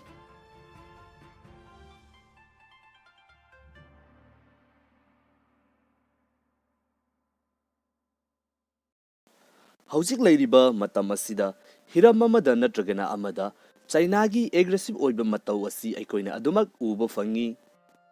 China gi asigumlaba policy mong mataw asi oirakpagi maram kaya ama pinari. Ngasi China na asumna oirakliba asida yamna chawba impact ama yaukhiba China gi puwari gi tangkak ama yengbinasi. Hairiba tangkak adudi China's century of humiliation. China hairiba country asisu matam amada atopa country gumna imperial dynasty singna rule tawduna leirammi. 17th century gi matamda China asi Qing Dynasty na rule tawduna leirammi aduga makogi kingdom asi aduki matik pak sauna sandoktuna leirammi. Matam aduda British singna khudol port kaya amaga loinana matam aduda paliba China gi ningthau aduda China amasung Britain gi marakta lalon itik tawnabagi damakta ꯍꯥꯏꯖꯕ ꯂꯥꯛꯂꯝꯃꯤ꯫ ꯃꯁꯤꯒꯤ ꯄꯥꯈꯨꯝ ꯑꯣꯏꯅ ꯆꯥꯏꯅꯥꯒꯤ ꯂꯩꯔꯤꯕ ꯅꯤꯡꯊꯧ ꯑꯗꯨꯅ China ꯑꯁꯤꯗꯤ ꯁ꯭ꯋꯔꯒꯒꯨꯝꯕ ꯂꯝꯗꯝꯅꯤ, ꯃꯈꯣꯏꯗ ꯑꯋꯥꯠꯄ ꯑꯃꯠꯇ ꯂꯩꯇꯦ, ꯑꯗꯨꯒ ꯕ꯭ꯔꯤꯇꯦꯟ ꯑꯃꯁꯨꯡ ꯌꯨꯔꯣꯞꯀꯤ ꯂꯩꯔꯤꯕ ꯀꯟꯇ꯭ꯔꯤꯁꯤꯡ ꯑꯁꯤꯗꯒꯤ ꯔꯤꯁꯣꯔꯁ ꯑꯃꯠꯇ ꯆꯥꯏꯅꯥꯅ ꯂꯧꯕ ꯌꯥꯕ ꯑꯃꯠꯇ ꯂꯩꯇꯦ꯫ ꯃꯁꯤ ꯍꯥꯏꯗꯨꯅ 1792ꯗ ꯏꯪꯂꯦꯟꯒꯤ ꯀꯤꯡ ꯖꯣꯔꯖ ꯊꯥꯔꯗꯅ ꯊꯥꯔꯛꯈꯤꯕ ꯄ꯭ꯔꯄꯣꯖꯦꯜ ꯑꯗꯨ ꯆꯥꯏꯅꯥꯒꯤ ꯑꯦꯝꯄꯔꯔꯅ ꯔꯤꯖꯦꯛ ꯇꯧꯈꯤ꯫ ꯃꯁꯤ ꯄꯨꯝꯅꯃꯛ ꯑꯁꯤ ꯂꯩꯖꯕ ꯇꯥꯔꯒꯁꯨ ꯃꯇꯝ ꯑꯗꯨꯗ ꯆꯥꯏꯅꯥꯒꯤ ꯃꯐꯝ ꯑꯃꯗꯤ ꯑꯇꯣꯞꯄ ꯐꯣꯔꯦꯟꯒꯤ ꯑꯣꯏꯕ ꯀꯟꯇ꯭ꯔꯤꯁꯤꯡ ꯑꯁꯤ ꯂꯥꯛꯇꯨꯅ ꯂꯂꯣꯟ ꯏꯇꯤꯛ ꯇꯧꯕ ꯌꯥꯕ ꯃꯐꯝ ꯑꯃ ꯂꯩ꯫ ꯃꯐꯝ ꯑꯗꯨꯗꯤ ꯀꯦꯟꯇꯣꯟ, ꯆꯥꯏꯅꯤꯁꯁꯤꯡꯅ ꯒ꯭ꯋꯥꯟꯖꯥꯎ ꯍꯥꯏꯅ ꯈꯪꯅꯕ ꯃꯐꯝ ꯑꯁꯤꯅꯤ꯫ ꯃꯐꯝ ꯑꯁꯤꯗꯁꯨ ꯑꯇꯣꯞꯄ ꯃꯤꯑꯣꯏ ꯑꯃꯍꯦꯛ ꯂꯥꯛꯇꯨꯅ ꯃꯐꯝ ꯑꯁꯤꯗ ꯂꯂꯣꯟ ꯏꯇꯤꯛ ꯇꯧꯕ ꯌꯥꯗꯦ, ꯑꯈꯟꯅꯕ ꯆꯥꯏꯅꯥꯒꯤ ꯃꯤꯑꯣꯏ ꯈꯔ ꯃꯈꯣꯏꯅ ꯇꯧꯒꯗꯕꯅꯤ꯫ ꯑꯁꯨꯝꯅ ꯃꯐꯝ ꯑꯃꯗ ꯈꯛꯇ ꯕ꯭ꯔꯤꯇꯤꯁꯁꯤꯡ ꯑꯁꯤꯅ ꯂꯂꯣꯟ ꯏꯇꯤꯛ ꯇꯧꯕ ꯌꯥꯕ ꯑꯁꯤꯗ ꯃꯈꯣꯏ ꯌꯥꯝꯅ ꯄꯦꯜꯂꯝꯗꯦ꯫ ꯆꯥꯏꯅꯥꯒꯤ ꯂꯩꯔꯤꯕ ꯁꯔꯀꯥꯔ ꯑꯗꯨꯗ ꯑꯇꯣꯞꯄ ꯃꯐꯝꯁꯤꯡꯁꯨ ꯂꯂꯣꯟ ꯏꯇꯤꯛ ꯇꯧꯕ ꯌꯥꯅꯕꯒꯤꯗꯃꯛꯇ ꯌꯥꯝꯅ ꯀꯟꯅ ꯇꯛꯇꯨꯅ ꯂꯥꯛꯈꯤ꯫ ꯑꯗꯨꯕꯨ ꯃꯇꯝ ꯑꯗꯨꯒꯤ ꯆꯥꯏꯅꯥꯒꯤ ꯂꯩꯔꯤꯕ ꯁꯤꯁꯇꯦꯝ ꯑꯗꯨꯅ ꯀꯩꯗꯧꯅꯨꯡꯗ ꯌꯥꯈꯤꯗꯦ꯫ ꯃꯇꯝ ꯑꯗꯨꯗ ꯆꯥꯏꯅꯥ ꯑꯃꯁꯨꯡ ꯕ꯭ꯔꯤꯇꯤꯁꯀꯤ ꯃꯔꯛꯇ ꯂꯂꯣꯟ ꯏꯇꯤꯛ ꯇꯧꯔꯝꯂꯤꯕ ꯑꯁꯤ ꯆꯥ ꯃꯅꯥꯅꯤ꯫ ꯕ꯭ꯔꯤꯇꯤꯁꯁꯤꯡꯅ ꯆꯥꯏꯅꯥꯗꯒꯤ ꯆꯥ ꯃꯅꯥ ꯑꯁꯤ ꯑꯗꯨꯛꯀꯤ ꯃꯇꯤꯛ ꯌꯥꯝꯂꯕ ꯆꯥꯡꯗ ꯂꯧꯏ꯫ ꯆꯥꯏꯅꯥꯗꯒꯤ ꯆꯥ ꯃꯅꯥ ꯂꯧꯕ ꯃꯇꯝꯗ ꯕ꯭ꯔꯤꯇꯤꯁꯀꯤ ꯃꯥꯏꯀꯩꯗꯒꯤ ꯆꯥꯏꯅꯥꯅꯗꯤ ꯀꯔꯤꯒꯨꯝꯕ ꯄꯣꯠꯁꯛ ꯑꯃꯠꯇ ꯄꯥꯝꯗꯕꯅꯤꯅ ꯄꯩꯁꯥ ꯑꯣꯏꯅ ꯄꯤꯕ ꯃꯊꯧ ꯇꯥꯔꯝꯃꯤ꯫ ꯑꯗꯨꯒ ꯃꯇꯝ ꯑꯗꯨꯒ ꯕ꯭ꯔꯤꯇꯤꯁꯁꯤꯡꯅ ꯁꯤꯖꯤꯟꯅꯔꯤꯕ ꯑꯁꯤꯅ ꯁꯅꯥꯅꯤ, ꯑꯗꯨꯒ ꯆꯥꯏꯅꯥꯅ ꯄꯥꯝꯂꯤꯕ ꯑꯁꯤꯅ ꯁꯤꯜꯚꯔꯅꯤ꯫ ꯃꯔꯝ ꯑꯗꯨꯅ ꯕ꯭ꯔꯤꯇꯤꯁꯁꯤꯡ ꯑꯗꯨꯅ ꯃꯈꯣꯏꯅ ꯁ꯭ꯄꯦꯅꯤꯁ ꯑꯦꯝꯄꯥꯌꯔꯗꯒꯤ ꯁꯤꯜꯚꯔ ꯀꯌꯥ ꯑꯃ ꯂꯧꯗꯨꯅ ꯑꯃꯨꯛ ꯍꯥꯏꯔꯤꯕ ꯁꯤꯜꯚꯔꯁꯤꯡ ꯑꯗꯨ ꯁꯤꯖꯤꯟꯅꯗꯨꯅ ꯆꯥꯏꯅꯥꯗꯒꯤ ꯆꯥꯁꯤꯡ ꯂꯩꯔꯝꯃꯤ꯫ ꯑꯁꯨꯝꯅ ꯇꯧꯕ ꯑꯁꯤꯗ ꯕ꯭ꯔꯤꯇꯤꯁꯁꯤꯡꯒꯤ ꯐꯥꯏꯅꯥꯟꯁꯇ ꯌꯥꯝꯅ ꯃꯥꯡꯖꯕ ꯑꯃ ꯑꯣꯏꯔꯝꯃꯤ꯫ ꯃꯁꯤꯗꯒꯤ ꯕ꯭ꯔꯤꯇꯤꯁꯀꯤ ꯂꯂꯣꯟ ꯏꯇꯤꯛ ꯇꯧꯔꯤꯕꯁꯤꯡ ꯑꯁꯤꯅ ꯏꯁ ꯏꯟꯗꯤꯌꯥ ꯀꯝꯄꯅꯤꯅ ꯔꯨꯜ ꯇꯧꯗꯨꯅ ꯂꯩꯔꯤꯕ ꯏꯟꯗꯤꯌꯥ ꯑꯁꯤꯗ ꯑꯣꯄꯤꯌꯝ ꯄꯥꯛ ꯁꯟꯅ ꯊꯥꯍꯟꯕ ꯍꯧꯔꯛꯈꯤ, ꯑꯗꯨꯒ ꯑꯣꯄꯤꯌꯝ ꯑꯁꯤ ꯂꯧꯔꯕ ꯃꯇꯨꯡꯗ ꯆꯥꯏꯅꯥꯗ ꯇꯞꯅ ꯇꯞꯅ ꯌꯣꯟꯁꯤꯟꯕ ꯍꯧꯔꯛꯈꯤ꯫ ꯑꯁꯨꯝꯅ ꯆꯠꯊꯔꯛꯄꯅ ꯆꯥꯏꯅꯥꯗ ꯂꯩꯕ ꯃꯤꯑꯣꯏ ꯂꯥꯈ ꯀꯌꯥ ꯑꯃ ꯅꯣꯡꯃ ꯅꯣꯡꯃꯒꯤ ꯑꯣꯄꯤꯌꯝ ꯑꯁꯤꯗ ꯑꯦꯗꯤꯛ ꯆꯨꯕ ꯍꯧꯔꯛꯈꯤ꯫ ꯆꯥꯏꯅꯥꯒꯤ ꯔꯨꯂꯔꯅ ꯀꯌꯥꯔꯛ ꯍꯟꯅ ꯑꯣꯄꯤꯌꯝ ꯑꯁꯤ ꯊꯤꯡꯅꯕꯒꯤꯗꯃꯛꯇ ꯊꯕꯛ ꯊꯧꯔꯝ ꯀꯌꯥ ꯑꯃ ꯂꯧꯈꯠꯈꯤ꯫ ꯑꯗꯨꯕꯨ ꯑꯩꯈꯣꯏꯅ ꯉꯁꯤ ꯑꯩꯈꯣꯏꯒꯤ ꯂꯝꯗꯝ ꯑꯁꯤꯗ ꯌꯨ ꯊꯤꯡꯂꯤꯕꯅꯤ ꯍꯥꯏꯗꯨꯅ ꯊꯤꯡꯂꯤꯕꯁꯤ ꯃꯁꯤꯒ ꯃꯥꯟꯅꯕ ꯃꯑꯣꯡ ꯑꯃꯗ ꯑꯣꯏꯅ ꯊꯣꯛꯈꯤ꯫ ꯃꯇꯝ ꯑꯗꯨꯗ ꯂꯩꯔꯤꯕ ꯆꯥꯏꯅꯥꯒꯤ ꯄꯣꯄꯨꯂꯦꯁꯟ ꯑꯗꯨꯒꯤ ꯑꯌꯥꯝꯕ ꯁꯔꯨꯛꯇꯤ ꯕ꯭ꯔꯤꯇꯤꯁꯅ ꯊꯥꯖꯤꯜꯂꯛꯂꯤꯕ ꯑꯣꯄꯤꯌꯝ ꯑꯁꯤꯒꯤ ꯕꯤꯛꯇꯤꯝ ꯑꯣꯏꯕꯅ ꯑꯗꯨꯃꯛ ꯍꯦꯟꯖꯤꯜꯂꯛꯄꯅ ꯃꯔꯝ ꯑꯣꯏꯗꯨꯅ ꯃꯇꯝ ꯑꯗꯨꯒꯤ ꯂꯩꯔꯤꯕ ꯆꯥꯏꯅꯤꯁ ꯔꯨꯂꯔ ꯑꯗꯨꯅ ꯌꯥꯝꯅ ꯆꯥꯎꯕ ꯈꯣꯡꯊꯥꯡ ꯑꯃ ꯂꯧꯈꯠꯂꯛꯈꯤ꯫ ꯃꯍꯥꯛꯀꯤ ꯂꯥꯟꯃꯤꯁꯤꯡ ꯀꯦꯟꯇꯟꯗ ꯊꯥꯗꯨꯅ ꯃꯐꯝ ꯑꯗꯨꯗ ꯑꯣꯄꯤꯌꯝ ꯀꯔꯕꯥꯔ ꯇꯧꯔꯤꯕ ꯑꯃꯁꯨꯡ ꯑꯣꯄꯤꯌꯝꯒꯤ ꯂꯩꯔꯝꯕ ꯁ꯭ꯇꯣꯛꯁꯤꯡ ꯑꯗꯨ ꯂꯣꯏꯅꯃꯛ ꯃꯩ ꯊꯥꯗꯣꯛꯈꯤ, ꯑꯗꯨꯒ ꯍꯥꯏꯔꯤꯕ ꯀꯔꯕꯥꯔ ꯇꯧꯔꯤꯕ ꯃꯤꯑꯣꯏꯁꯤꯡ ꯑꯁꯤ ꯀꯔꯤꯒꯨꯝꯕ ꯃꯈꯥ ꯇꯥꯅ ꯇꯧꯕ ꯇꯥꯔꯒꯗꯤ ꯁꯤꯕꯒꯤ ꯗꯟꯗꯤ ꯄꯤꯒꯅꯤ ꯍꯥꯏꯗꯨꯅ ꯑꯊꯤꯡꯕ ꯊꯝꯖꯤꯟꯈꯤ꯫ ꯕ꯭ꯔꯤꯇꯤꯁꯁꯤꯡꯒꯤ ꯑꯣꯄꯤꯌꯝꯒꯤ ꯁ꯭ꯇꯣꯛ ꯀꯌꯥ ꯑꯃ ꯃꯩ ꯊꯥꯗꯣꯛꯇꯨꯅ ꯄꯩꯁꯥ ꯀꯌꯥ ꯑꯃ ꯃꯥꯡꯍꯟꯕ ꯑꯁꯤꯗ ꯃꯈꯣꯏꯒꯤ ꯃꯥꯡꯈ꯭ꯔꯤꯕ ꯑꯣꯄꯤꯌꯝꯁꯤꯡ ꯑꯗꯨꯒꯤ ꯄꯩꯁꯥ ꯆꯥꯏꯅꯥꯅ ꯕ꯭ꯔꯤꯇꯤꯁꯁꯤꯡꯗ ꯁꯤꯡꯒꯗꯕꯅꯤ ꯍꯥꯏꯗꯨꯅ ꯆꯥꯏꯅꯥꯒꯤ ꯃꯊꯛꯇ ꯕ꯭ꯔꯤꯇꯤꯁꯅ ꯂꯥꯟ ꯇꯧꯁꯤꯜꯂꯛꯈꯤ꯫ ꯃꯇꯝ ꯑꯗꯨꯗ ꯃꯥꯂꯦꯝꯒꯤ ꯈ꯭ꯋꯥꯏꯗꯒꯤ ꯑꯦꯗꯚꯥꯟꯁ ꯑꯣꯏꯔꯤꯕ ꯕ꯭ꯔꯤꯇꯤꯁꯀꯤ ꯅꯦꯚꯤꯁꯤꯡ ꯑꯗꯨ ꯂꯥꯛꯇꯨꯅ ꯆꯥꯏꯅꯥꯒ ꯂꯥꯟꯊꯦꯡꯅꯗꯨꯅ ꯌꯥꯝꯅ ꯂꯥꯏꯅ ꯆꯥꯏꯅꯥ ꯑꯁꯤ ꯕ꯭ꯔꯤꯇꯤꯁꯅ ꯃꯥꯏꯊꯤꯕ ꯄꯤꯈꯤ꯫ ꯍꯥꯏꯔꯤꯕ ꯂꯥꯟꯐꯝ ꯑꯁꯤꯕꯨꯅꯤ ꯑꯩꯈꯣꯏꯅ ꯗ ꯐꯥꯔꯁ ꯑꯣꯄꯤꯌꯝ ꯋꯥꯔ ꯑꯣꯐ 1839 ꯍꯥꯏꯅ ꯈꯪꯅꯔꯤꯕ ꯑꯁꯤ꯫ ꯃꯁꯤꯒꯤ ꯃꯇꯨꯡꯗ 1842ꯗ ꯕ꯭ꯔꯤꯇꯤꯁ ꯒꯣꯚꯔꯟꯃꯦꯟꯠ ꯑꯃꯁꯨꯡ ꯆꯥꯏꯅꯥꯒꯤ ꯂꯩꯔꯤꯕ ꯒꯣꯚꯔꯟꯃꯦꯟꯠ ꯑꯅꯤꯗꯨꯒꯤ ꯃꯔꯛꯇ ꯇ꯭ꯔꯤꯇꯤ ꯑꯣꯐ ꯅꯦꯡꯀꯤꯡ ꯁꯥꯏꯟ ꯇꯧꯈꯤ꯫ ꯇ꯭ꯔꯤꯇꯤ ꯑꯁꯤꯒꯤ ꯃꯇꯨꯡ ꯏꯟꯅ ꯍꯣꯡꯀꯣꯡ ꯍꯥꯏꯔꯤꯕ ꯑꯥꯏꯂꯦꯟ ꯑꯁꯤ ꯆꯥꯏꯅꯥꯒꯤ ꯃꯈꯨꯠꯇꯒꯤ ꯕ꯭ꯔꯤꯇꯤꯁꯅ ꯂꯧꯈꯤ꯫ ꯃꯊꯪꯗ ꯀꯦꯟꯇꯣꯟ ꯑꯁꯤ ꯅꯠꯇꯕ ꯑꯇꯣꯞꯄ ꯃꯐꯝ 4 ꯑꯃꯒꯁꯨ ꯑꯣꯄꯤꯌꯝ ꯑꯁꯤ ꯇ꯭ꯔꯦꯗ ꯇꯧꯅꯕꯒꯤꯗꯃꯛꯇ ꯍꯥꯡꯗꯣꯛꯍꯟꯈꯤ꯫ ꯃꯃꯥꯡꯗ ꯆꯥꯏꯅꯥꯒꯤ ꯑꯈꯟꯅꯕ ꯃꯤꯑꯣꯏ ꯈꯔ ꯈꯛꯇꯅ ꯕ꯭ꯔꯤꯇꯤꯁꯁꯤꯡꯒ ꯇ꯭ꯔꯦꯗ ꯇꯧꯕ ꯌꯥꯔꯝꯕ ꯑꯁꯤꯁꯨ ꯇ꯭ꯔꯤꯇꯤ ꯑꯁꯤꯗꯒꯤꯗꯤ ꯂꯣꯏꯅꯃꯛ ꯂꯧꯊꯣꯛꯈꯤ꯫ ꯂꯥꯟ ꯑꯁꯤ ꯃꯥꯏꯊꯤꯔꯕꯅꯤꯅ ꯆꯥꯏꯅꯥꯅ ꯌꯨꯀꯦꯗ ꯄꯩꯁꯥ ꯀꯌꯥ ꯑꯃꯁꯨ ꯋꯥꯔ ꯔꯤꯄꯦꯔꯦꯁꯟ ꯑꯣꯏꯅ ꯄꯦ ꯇꯧꯈꯤ꯫ ꯃꯇꯝ ꯈꯔꯒꯤ ꯃꯇꯨꯡꯗ 1856ꯗ ꯑꯃꯨꯛ ꯕ꯭ꯔꯤꯇꯤꯁꯁꯤꯡꯅ ꯄꯣꯔꯛꯄ ꯑꯣꯄꯤꯌꯝꯁꯤꯡ ꯊꯤꯡꯉꯤ ꯍꯥꯏꯕꯒꯤ ꯋꯥꯍꯧꯗꯒꯤ ꯑꯅꯤꯁꯨꯕ ꯑꯣꯄꯤꯌꯝ ꯋꯥꯔ ꯑꯃꯨꯛ ꯊꯣꯔꯛꯈꯤ꯫ ꯂꯥꯟꯐꯝ ꯑꯁꯤꯗ ꯕ꯭ꯔꯤꯇꯤꯁ ꯈꯛꯇ ꯅꯠꯇꯅ ꯐ꯭ꯔꯦꯟꯁꯁꯨ ꯕ꯭ꯔꯤꯇꯤꯁꯀꯤ ꯃꯤꯆꯪꯗ ꯆꯪꯗꯨꯅ ꯆꯥꯏꯅꯥꯒ ꯂꯥꯟꯊꯦꯡꯅꯈꯤ꯫ ꯂꯥꯟꯐꯝ ꯑꯁꯤꯗ ꯕ꯭ꯔꯤꯇꯤꯁꯀꯤ ꯂꯥꯟꯃꯤꯁꯤꯡꯅ ꯆꯥꯏꯅꯥꯒꯤ ꯅꯤꯡꯊꯧ ꯀꯣꯅꯨꯡ ꯌꯧꯁꯤꯜꯂꯛꯈꯤ, ꯑꯗꯨꯒ ꯀꯣꯅꯨꯡ ꯑꯁꯤ ꯃꯩ ꯊꯥꯗꯣꯛꯂꯝꯈꯤ꯫ ꯍꯥꯏꯔꯤꯕ ꯑꯁꯤ ꯆꯥꯏꯅꯥꯒꯤ ꯆꯍꯤ ꯂꯤꯁꯤꯡ ꯀꯌꯥꯒꯤ ꯍꯤꯁꯇ꯭ꯔꯤꯗ ꯑꯇꯣꯞꯄ ꯂꯥꯟꯃꯤ ꯑꯃ ꯂꯥꯛꯇꯨꯅ ꯃꯈꯣꯏꯒꯤ ꯅꯤꯡꯊꯧ ꯀꯣꯅꯨꯡ ꯇꯝꯅ ꯑꯁꯨꯝꯅ ꯆꯪꯂꯛꯇꯨꯅ ꯃꯩ ꯊꯥꯕ ꯑꯁꯤ ꯑꯍꯥꯟꯕꯅꯤ꯫ ꯃꯊꯪꯗ ꯑꯃꯨꯛ ꯁꯥꯏꯅꯣ ꯐ꯭ꯔꯦꯟꯆ ꯋꯥꯔ 1884ꯗ ꯊꯣꯔꯛꯈꯤ꯫ ꯂꯥꯟꯐꯝ ꯑꯁꯤꯗꯁꯨ ꯆꯥꯏꯅꯥ ꯐ꯭ꯔꯥꯟꯁꯀꯤ ꯃꯈꯨꯠꯇ ꯃꯥꯏꯊꯤꯈꯤ꯫ ꯃꯁꯤꯒꯤ ꯃꯇꯨꯡꯗ ꯃꯇꯝ ꯑꯃꯗ ꯌꯥꯝꯅ ꯄꯤꯛꯄ ꯌꯥꯝꯅ ꯁꯣꯟꯕ ꯀꯟꯇ꯭ꯔꯤ ꯑꯃ ꯑꯣꯏꯅ ꯂꯩꯔꯝꯕ ꯖꯄꯥꯟ ꯑꯁꯤꯅ ꯐꯥꯎꯕ ꯆꯥꯏꯅꯥꯗ ꯑꯦꯇꯦꯛ ꯇꯧꯗꯨꯅ ꯐꯥꯔꯁ ꯁꯥꯏꯅꯣ ꯖꯄꯥꯅꯤꯁ ꯋꯥꯔ ꯑꯁꯤꯗ ꯆꯥꯏꯅꯥꯕꯨ ꯃꯥꯏꯊꯤꯕ ꯄꯤꯈꯤ꯫ ꯂꯥꯟꯐꯝ ꯑꯁꯤꯗ ꯃꯥꯏꯊꯤꯕ ꯈꯛꯇ ꯅꯠꯇꯅ ꯍꯥꯏꯔꯤꯕ ꯀꯟꯇ꯭ꯔꯤꯁꯤꯡ ꯑꯁꯤꯅ ꯆꯥꯏꯅꯥꯒ ꯑꯟꯏꯀ꯭ꯋꯦꯜ ꯑꯣꯏꯕ ꯇ꯭ꯔꯤꯇꯤ ꯀꯌꯥ ꯑꯃ ꯅꯝꯗꯅ ꯁꯥꯏꯟ ꯇꯧꯍꯟꯈꯤ꯫ ꯃꯁꯤꯗꯁꯨ ꯅꯠꯇꯅ ꯄꯩꯁꯥ ꯀꯌꯥ ꯑꯃꯁꯨ ꯂꯥꯟ ꯃꯥꯏꯊꯤꯕꯒꯤ ꯀꯟꯇ꯭ꯔꯤꯁꯤꯡ ꯑꯁꯤꯅ ꯂꯧꯕꯤꯈꯤ꯫ ꯃꯁꯤꯒꯤ ꯃꯅꯨꯡꯗ ꯀꯟꯇ꯭ꯔꯤ ꯀꯌꯥ ꯑꯃꯗꯤ ꯆꯥꯏꯅꯥꯒ ꯂꯥꯟ ꯇꯧꯗꯕꯤꯗ ꯃꯈꯣꯏꯒꯤ ꯐꯣꯔꯁꯁꯤꯡ ꯑꯁꯤ ꯄꯨꯗꯨꯅ ꯂꯥꯛꯂꯒ ꯆꯥꯏꯅꯥꯗ ꯀꯤꯍꯟꯗꯨꯅ ꯇ꯭ꯔꯤꯇꯤꯁꯤꯡ ꯁꯥꯏꯟ ꯇꯧꯍꯟꯕꯁꯨ ꯌꯥꯎꯔꯤꯕꯅꯤ꯫ ꯍꯥꯏꯔꯤꯕ ꯑꯟꯏꯀ꯭ꯋꯦꯜ ꯑꯣꯏꯕ ꯇ꯭ꯔꯤꯇꯤ ꯀꯌꯥ ꯑꯁꯤꯅ ꯃꯔꯝ ꯑꯣꯏꯗꯨꯅ ꯆꯥꯏꯅꯥꯒꯤ ꯂꯩꯔꯝꯕ ꯃꯐꯝ ꯀꯌꯥ ꯑꯃ ꯍꯥꯏꯔꯤꯕ ꯀꯟꯇ꯭ꯔꯤꯁꯤꯡ ꯑꯁꯤꯒꯤ ꯀꯟꯇ꯭ꯔꯣꯜꯗ ꯂꯩꯈꯤ꯫ ꯃꯄꯥꯟ ꯊꯪꯕ ꯃꯟꯆꯨꯔꯤꯌꯥꯒꯤ ꯖꯒꯥꯁꯤꯡ ꯑꯁꯤꯗꯅ ꯔꯁꯤꯌꯥꯟ ꯑꯦꯝꯄꯥꯌꯔꯅ ꯀꯟꯇ꯭ꯔꯣꯜ ꯇꯧꯔꯝꯃꯤ꯫ ꯖꯔꯃꯅꯤꯅ ꯖꯤꯌꯥꯎꯖꯧ ꯕꯦ ꯑꯁꯤ ꯀꯟꯇ꯭ꯔꯣल ꯇꯧꯏ꯫ ꯍꯣꯡ ꯀꯣꯡ ꯑꯁꯤꯅ ꯒ꯭ꯔꯦꯠ ꯕ꯭ꯔꯤꯇꯦꯟꯒꯤ ꯃꯈꯨꯠꯇ, ꯖꯥꯟꯖꯤꯌꯥꯡ ꯑꯁꯤꯅ ꯐ꯭ꯔꯥꯟꯁꯇ, ꯑꯗꯨꯒ ꯃꯀꯥꯎꯅ ꯄꯣꯔꯇꯨꯒꯜꯒꯤ ꯃꯈꯨꯠꯇ ꯇ꯭ꯔꯦꯗ ꯇꯧꯅꯅꯕꯒꯤꯗꯃꯛꯇ ꯄꯥꯝꯗꯅ ꯆꯥꯏꯅꯥꯅ ꯄꯤꯊꯣꯛꯂꯝꯃꯤ꯫ ꯉꯁꯤ ꯑꯩꯈꯣꯏꯅ ꯇꯥꯏꯋꯥꯟ ꯍꯥꯏꯅ ꯈꯪꯅꯔꯤꯕ ꯃꯐꯝ ꯑꯃꯁꯨꯡ ꯗꯥꯂꯤꯌꯥꯟ ꯑꯁꯤꯁꯨ ꯖꯄꯥꯟꯅ ꯀꯦꯞꯆꯔ ꯇꯧꯁꯤꯟꯈꯤ꯫ ꯑꯁꯨꯝꯅ ꯆꯪꯁꯤꯜꯂꯛꯂꯤꯕ ꯀꯟꯇ꯭ꯔꯤꯁꯤꯡ ꯑꯁꯤꯅ ꯆꯥꯏꯅꯥꯒꯤ ꯂꯩꯔꯤꯕ ꯃꯐꯝꯁꯤꯡ ꯑꯁꯤ ꯃꯥꯒꯤ ꯍꯥꯏꯗꯨꯅ ꯖꯒꯥ ꯈꯥꯏꯗꯣꯛꯅꯗꯨꯅ ꯃꯈꯣꯏꯅ ꯁꯤꯖꯤꯟꯅꯅꯤꯡꯕ ꯃꯑꯣꯡꯗ ꯁꯤꯖꯤꯟꯅꯗꯨꯅ ꯂꯩꯔꯝꯃꯤ꯫ ꯐꯣꯔꯦꯟ ꯔꯤꯂꯦꯁꯟ ꯑꯃꯁꯨꯡ ꯇ꯭ꯔꯦꯗꯀꯤ ꯂꯩꯔꯤꯕ ꯍꯤꯔꯝ ꯑꯁꯤꯗ ꯆꯥꯏꯅꯥꯒꯤ ꯅꯤꯡꯊꯧꯒꯤ ꯈꯨꯠꯇꯒꯤ ꯅꯥꯟꯊꯣꯛꯈꯤꯔꯝꯃꯤ꯫ ꯑꯗꯨꯒ ꯅꯧꯅ ꯆꯪꯁꯤꯜꯂꯛꯂꯤꯕ ꯋꯦꯁꯇꯔꯟ ꯀꯟꯇ꯭ꯔꯤꯁꯤꯡ ꯑꯁꯤꯅ ꯃꯄꯨꯡ ꯐꯥꯅ ꯗꯣꯃꯤꯅꯦꯠ ꯇꯧꯈꯤ꯫ ꯁ꯭ꯄꯤꯌꯔ ꯑꯣꯐ ꯏꯟꯐ꯭ꯂꯨꯌꯦꯟꯁ ꯃꯥꯡꯈꯤꯕ ꯈꯛꯇ ꯅꯠꯇꯅ ꯃꯇꯝ ꯑꯁꯤꯗ ꯆꯥꯏꯅꯥꯒꯤ ꯐꯤꯖꯤꯀꯦꯜ ꯑꯣꯏꯕ ꯇꯦꯔꯤꯇꯣꯔꯤ ꯀꯌꯥ ꯑꯃꯁꯨ ꯑꯇꯣꯞꯄ ꯀꯟꯇ꯭ꯔꯤꯁꯤꯡꯅ ꯆꯥꯏꯅꯥꯗꯒꯤ ꯂꯧꯁꯤꯟꯕꯤꯈꯤ꯫ ꯑꯁꯨꯝꯅ ꯃꯈꯥ ꯆꯠꯊꯔꯛꯄꯅ ꯆꯥꯏꯅꯥ ꯑꯁꯤ ꯂꯩꯔꯤꯕ ꯀꯟꯇ꯭ꯔꯤꯁꯤꯡ ꯑꯁꯤꯒꯤ ꯃꯈꯥꯗ ꯅꯣꯡꯃ ꯅꯣꯡꯃꯒꯤ ꯑꯗꯨꯃꯛ ꯅꯝꯊꯗꯨꯅ ꯂꯩꯔꯛꯈꯤ꯫ 1899-1901 ꯁ꯭ꯋꯥꯏꯒꯤ ꯃꯇꯝ ꯑꯁꯤꯗ ꯆꯥꯏꯅꯥꯗ ꯔꯦꯕꯦꯜ ꯑꯃ ꯍꯧꯔꯛꯈꯤ꯫ ꯍꯥꯏꯔꯤꯕ ꯔꯦꯕꯦꯜ ꯑꯁꯤ ꯕꯣꯛꯁꯔ ꯔꯦꯕꯦꯂꯤꯌꯟ ꯍꯥꯏꯅ ꯈꯪꯅꯩ꯫ ꯆꯥꯏꯅꯥꯒꯤ ꯈꯨꯡꯒꯪ ꯀꯌꯥ ꯑꯃꯗ ꯂꯩꯕ ꯃꯥꯔꯁꯦꯜ ꯑꯥꯔꯠ ꯍꯩꯕ ꯃꯤꯑꯣꯏꯁꯤꯡ ꯀꯌꯥ ꯑꯃ ꯄꯨꯟꯁꯤꯟꯗꯨꯅ ꯆꯥꯏꯅꯥꯒꯤ ꯂꯩꯔꯤꯕ ꯅꯤꯡꯊꯧ ꯑꯁꯤ ꯑꯃꯨꯛꯀ ꯍꯟꯅ ꯃꯄꯥꯡꯒꯜ ꯀꯟꯈꯠꯍꯟꯕ, ꯑꯗꯨꯒ ꯆꯥꯏꯅꯥꯗ ꯆꯪꯁꯤꯜꯂꯛꯂꯤꯕ ꯑꯇꯣꯞꯄ ꯐꯣꯔꯦꯟ ꯀꯟꯇ꯭ꯔꯤꯗꯒꯤ ꯂꯥꯛꯂꯤꯕ ꯄꯋꯥꯔꯁꯤꯡ ꯑꯁꯤꯕꯨ ꯆꯥꯏꯅꯥꯗꯒꯤ ꯇꯛꯊꯣꯛꯈꯤꯕ ꯍꯥꯏꯕ ꯄꯥꯟꯗꯝ ꯑꯁꯤꯗ ꯌꯥꯝꯅ ꯀꯟꯅ ꯍꯣꯠꯅꯔꯛꯈꯤ꯫ ꯍꯥꯏꯔꯤꯕ ꯔꯦꯕꯦꯂꯤꯌꯟ ꯑꯁꯤ ꯅꯝꯊꯅꯕꯒꯤꯗꯃꯛꯇ ꯀꯟꯇ꯭ꯔꯤ 9ꯅ ꯑꯦꯂꯥꯏꯟꯁ ꯁꯦꯝꯗꯨꯅ ꯃꯈꯣꯏꯒꯤ ꯐꯣꯔꯁꯁꯤꯡ ꯊꯥꯔꯛꯈꯤ꯫ ꯍꯥꯏꯔꯤꯕ ꯀꯟꯇ꯭ꯔꯤꯁꯤꯡ ꯑꯗꯨꯗꯤ British empire, Russia, Japan, France, German empire, United States, Italy ꯑꯃꯁꯨꯡ ꯑꯣꯁꯇ꯭ꯔꯤꯌꯥ ꯍꯪꯒꯦꯔꯤꯅꯤ꯫ ꯐꯣꯔꯁꯁꯤꯡ ꯑꯁꯤꯅ ꯄꯨꯟꯁꯤꯟꯅꯗꯨꯅ ꯕꯣꯛꯁꯔ ꯔꯦꯕꯦꯂꯤꯌꯟ ꯑꯁꯤ ꯃꯥꯏ ꯄꯥꯛꯅ ꯅꯝꯊꯈꯤ꯫ ꯃꯁꯤꯒꯤ ꯃꯇꯨꯡꯗ ꯑꯃꯨꯛꯀꯁꯨ ꯍꯟꯅ ꯃꯁꯤꯒꯤꯗꯃꯛꯇ ꯆꯥꯏꯅꯥꯗꯒꯤ ꯍꯥꯏꯔꯤꯕ ꯀꯟꯇ꯭ꯔꯤꯁꯤꯡ ꯑꯁꯤꯅ ꯁꯤꯜꯚꯔ ꯀꯣꯏꯟ ꯀꯌꯥ ꯑꯃ ꯂꯧꯕꯤꯈꯤ꯫ ꯃꯁꯤꯗꯒꯤ ꯌꯨꯔꯣꯄꯤꯌꯟ ꯀꯟꯇ꯭ꯔꯤꯁꯤꯡ ꯑꯁꯤꯅ ꯆꯥꯏꯅꯥꯗ ꯃꯈꯣꯏꯅ ꯑꯣꯟꯁꯤꯟꯅꯗꯨꯅ ꯈꯟꯅꯕ ꯑꯁꯤ ꯃꯈꯣꯏꯒꯤ ꯃꯥꯡꯖꯕ ꯑꯣꯏꯒꯅꯤ ꯍꯥꯏꯕ ꯈꯪꯂꯛꯄꯗꯒꯤ ꯃꯈꯣꯏꯒꯤ ꯏꯟꯐ꯭ꯂꯨꯌꯦꯟꯁ ꯑꯁꯤ ꯍꯟꯊꯍꯟꯗꯨꯅ ꯇ꯭ꯔꯦꯗꯅꯆꯤꯡꯕ ꯑꯁꯤꯗ ꯑꯣꯏꯅ ꯐꯣꯀꯁ ꯇꯧꯕ ꯍꯧꯔꯛꯈꯤ꯫ ꯑꯗꯨꯕꯨ ꯃꯇꯝ ꯑꯁꯤꯗ ꯖꯄꯥꯟꯗꯤ ꯅꯣꯡꯃ ꯅꯣꯡꯃꯒꯤ ꯄꯥꯋꯔꯐꯨꯜ ꯑꯣꯏꯕ ꯑꯗꯨꯃꯛ ꯍꯦꯟꯒꯠꯂꯛꯂꯝꯃꯤ, ꯑꯗꯨꯒ ꯆꯥꯏꯅꯥꯗ ꯗꯣꯃꯤꯅꯦꯠ ꯇꯧꯕꯁꯨ ꯑꯗꯨꯃꯛ ꯍꯦꯟꯖꯤꯜꯂꯛꯂꯝꯃꯤ꯫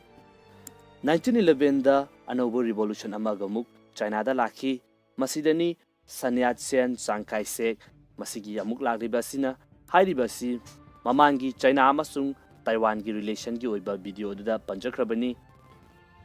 ꯃꯇꯝ ꯑꯁꯤꯗ ꯆꯥꯏꯅꯥꯗ ꯑꯅꯧꯕ ꯅꯦꯁꯅꯦꯂꯤꯁ ꯒꯣꯚꯔꯟꯃꯦꯟꯠ ꯂꯥꯛꯈꯤ꯫ ꯒꯣꯚꯔꯟꯃꯦꯟꯠ ꯑꯁꯤ ꯂꯥꯛꯄꯗꯒꯤ ꯃꯇꯝ ꯀꯌꯥꯗꯒꯤ ꯂꯩꯔꯝꯕ ꯑꯟꯏꯀ꯭ꯋꯦꯜ ꯇ꯭ꯔꯤꯇꯤꯁꯤꯡ ꯑꯁꯤ ꯑꯌꯥꯝꯕꯗꯤ ꯂꯣꯏꯁꯤꯟꯈꯤ꯫ ꯃꯇꯥꯡ ꯑꯁꯤꯗ ꯑꯃꯨꯛ 1927ꯗ ꯁꯤꯚꯤꯜ ꯋꯥꯔ ꯊꯣꯔꯛꯈꯤ꯫ ꯁꯟ ꯌꯥꯠ ꯁꯦꯟꯒꯤ ꯄꯥꯔꯇꯤ ꯑꯗꯨ ꯀꯥꯏꯊꯗꯨꯅ ꯅꯦꯁꯅꯦꯂꯤꯁ ꯄꯥꯔꯇꯤ ꯑꯃꯁꯨꯡ ꯀꯝꯃ꯭ꯌꯨꯅꯤꯁ ꯄꯥꯔꯇꯤ ꯍꯥꯏꯕ ꯌꯥꯅꯗꯕ ꯀꯥꯡꯂꯨꯞ ꯑꯅꯤ ꯊꯣꯔꯛꯇꯨꯅ ꯁꯤꯚꯤꯜ ꯋꯥꯔ ꯑꯃ ꯌꯥꯝꯅ ꯄꯥꯛ ꯆꯥꯎꯅ ꯆꯥꯏꯅꯥꯗ ꯇꯧꯔꯛꯈꯤ꯫ ꯇꯥꯟꯖꯥ ꯑꯁꯤꯗ ꯑꯃꯨꯛ ꯖꯄꯥꯟꯅ ꯑꯅꯤꯁꯨꯕ ꯑꯣꯏꯅ ꯆꯥꯏꯅꯥꯗ ꯑꯦꯇꯦꯛ ꯇꯧꯗꯨꯅ ꯃꯟꯆꯨꯔꯤꯌꯥꯒꯤ ꯃꯐꯝ ꯀꯌꯥ ꯑꯃ ꯂꯧꯁꯤꯟꯈꯤ꯫ ꯃꯇꯝ ꯑꯁꯤꯗ ꯆꯥꯏꯅꯥꯗ ꯇꯝꯊꯤꯔꯕ ꯂꯥꯟꯐꯝ ꯀꯌꯥ ꯑꯃ ꯎꯕ ꯐꯪꯈꯤ꯫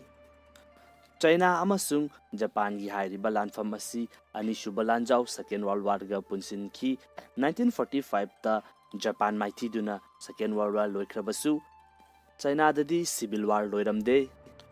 1945ꯗ ꯆꯥꯡ ꯀꯥꯏ ꯁꯦꯛꯅ ꯆꯥꯏꯅꯥꯒꯤ years of humiliation asi loire haiduna declare tawrammi 1949 da Mao Zedong na leiramliba Chiang Kai-shek ki government asi maithiba piduna anouba China ama communist oiba China ama lauthoki masiga loinana China gi century of humiliation asi loire haiduna mahakna lauthoklamki mataw asumna 1839 dagina 1949 fawba laikiba China gi century of humiliation asi loisinki hairiba matam asida China da oikiba fifam China da thengnakiba thawdok kayasing asina ngasi China na oirakliba yamna aggressive oiba policy kayasing asi lakpada hairiba thawdoksing asigasu yamna chawba mari leinari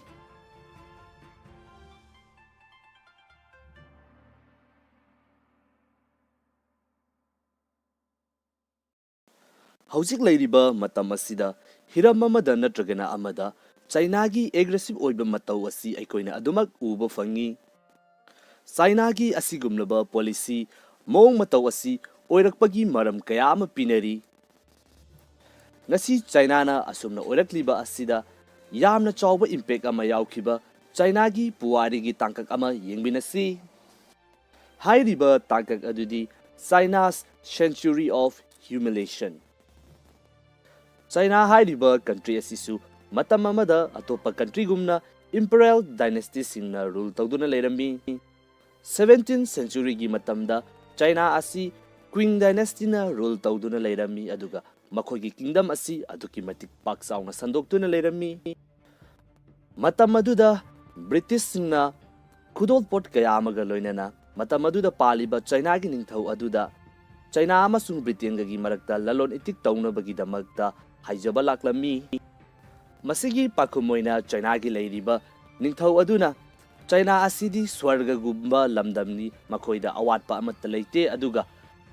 Britain amasung Europe ki leiriba country sing asidagi resource amata China na lawba yaba amatta leite masi haiduna 1792 da England gi King George III na tharakhiba proposal adu China gi emperor na reject tawki masi pumnama asi leijaba taragasu matam aduda China gi mafam amadi atopa foreign gi oiba country sing asi laktuna lalon itik tawba yaba mafam amalai mafam adudi Canton Chinese singna Guangzhou haina khangnaba mafam asini mafam asidasu atopa mioi ama hek laktuna mafam asida lalon itik tawba yade akhanaba China gi mioi khara makhoina tawgadabani asumna mafam amada khakta British sing asina lalon itik tawba yaba asida makhoy yamna pelamde China gi leiriba sarkar aduda atopa mafam singsu lalon itik tawba yana bagi damakta yamna kana taktuna lakhi adubu matam adugi China gi leiriba system aduna kaidonungde yakhide matam aduda China amasung British ki marakta lalon itik tawramliba asi chamanani British singna China dagi chamana asi aduki matik yamlaba changda lawi China dagi chamana lawba matamda British ki maikaidagi China na di karigumba posak amata pamdabanina paisa oina piba mathau tarami aduga matam aduga British singna sijinariba asina sanani aduga China na pamliba asina silver ni maram aduna British sing aduna makhoina Spanish Empire dagi silver kaya ama lauduna amuk hairiba silver sing adu sijinaduna China dagi sa sing leirami asumna tawba asida British singi finance da yamna mangjaba ama oirami masidagi British ki lalon itik tawriba sing asina East India Company na rule tawduna leiriba India asida opium pak sanna thanba horakhi aduga opium asi lawraba matungda China da tapna yonsinba horakhi asumna asum chatharakpana China da leiba mioi lak kaya ama nongmagi opium asida edik suba horakhi China gi ruler na kayarak hanna opium asi thingnabagi damakta thabak thawang kaya ama lokhatkhi adubu aikoina ngasi aikogi lamdam asida yu thinglibani haiduna thinglibasi masiga manaba moong amada oina thokhi matam aduda leiriba China gi population adugi ayamba sarukti British na thajalakliba opium asigi victim oibana adumak henjilakpana maram oiduna matam adugi leiriba Chinese ruler aduna yamna chawba khongthang ama lokhalakhi mahaki lanmising Canton da thaduna mafam aduda opium karbar tauriba amasung opium gi leiramba stock sing adu loinamak mai thadokhi aduga hairiba karbar tauriba miyoi sing asi karigumba makhata na tauba taragadi sibagi dandi pigani haiduna athingba thamjinki British singi opium gi stock kaya ama mai thadoktuna paisa kaya ama manganba asida makoi gi mangkhriba opium sing adugi paisa China na British singda singadabani haiduna China gi mathakta British na lan tausilakhi matam aduda malemgi khwaidagi advance oiliba British ki navy sing adu laktuna China ga lanthingna yamna laina China asi British na maithiba piki hairiba lanfam asibuni aikoina the first opium war of 1839 haina khangnariba asi masigi matungda 1842 da British government amasung China gi leiriba government anidugi marakta Treaty of Nanking sign tauki Treaty asigi matung inna Hong Kong hairiba island asi China gi makutagi British na lauki mathangda Canton asi nattaba atopa maphamari amagasu opium asi trade taunabagi damakta hangdo hanki mamangda China gi akhanaba miyoi khara khaktana British singa trade tawba yaramba asisu treaty asidagi di loinamak lauthokhi lan asi maithirabanina China na UK da paisa kaya amasu war reparation oina pe tawki matam kharagi matungda 1856 da amuk British singna porakpa opium sing thingi haibagi wahaudagi anisuba opium war amuk thorakhi lanfam asida British khaktana tana French British ki misangda changduna China ga lanthengnathi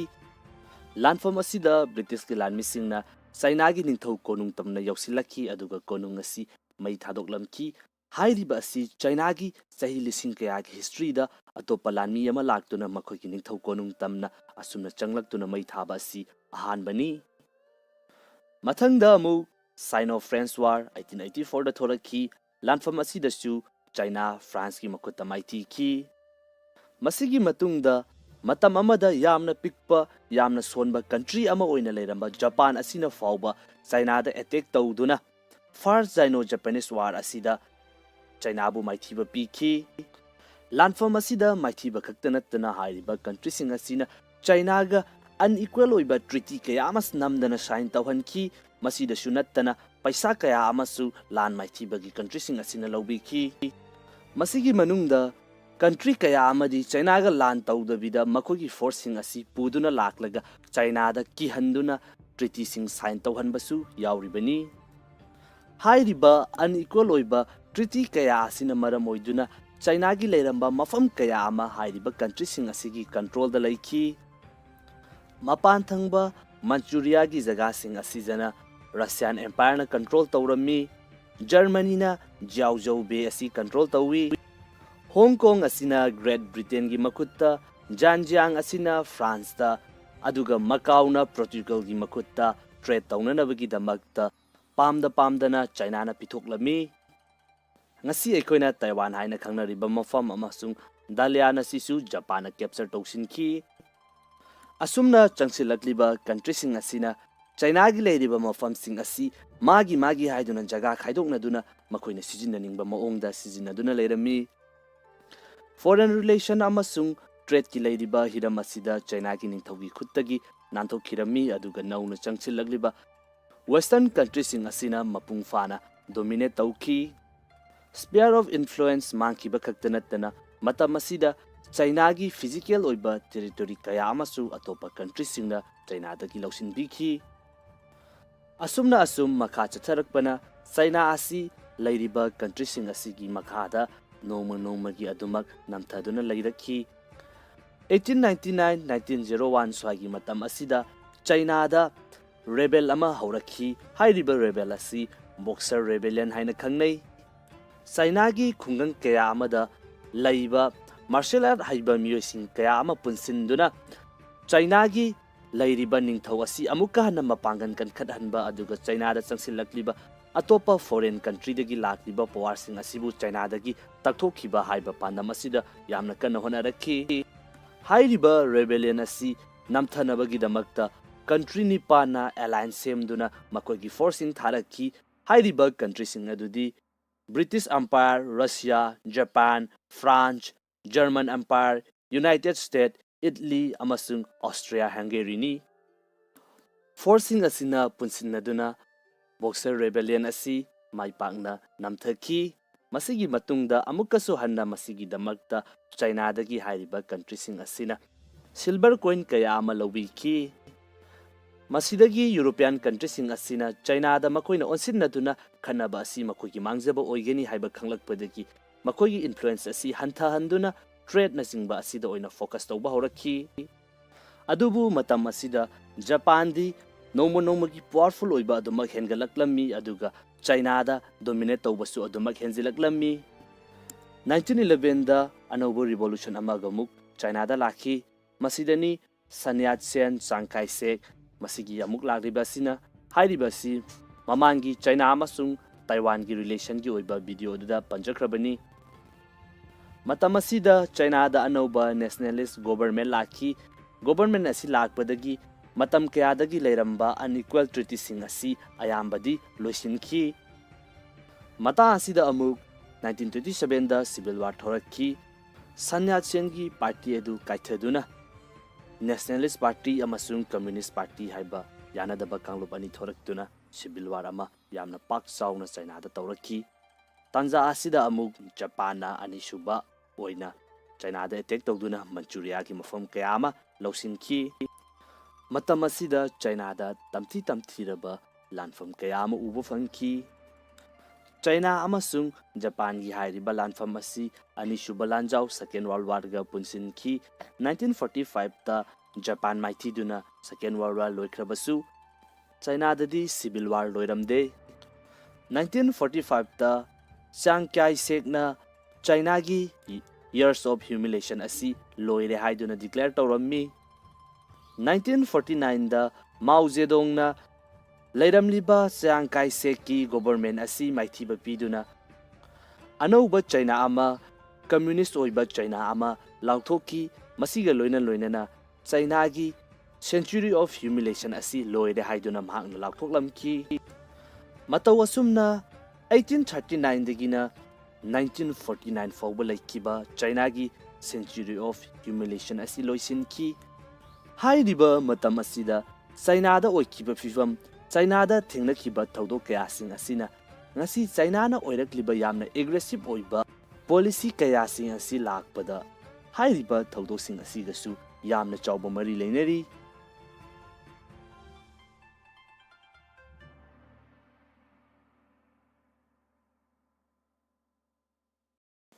Hauzik leiriba matam asida hiram amada natragana amada China gi aggressive oiba mataw asi aikoina adumak uba fangi. China gi asigumlaba policy mong mataw asi oirakpagi maram kaya ama pinari.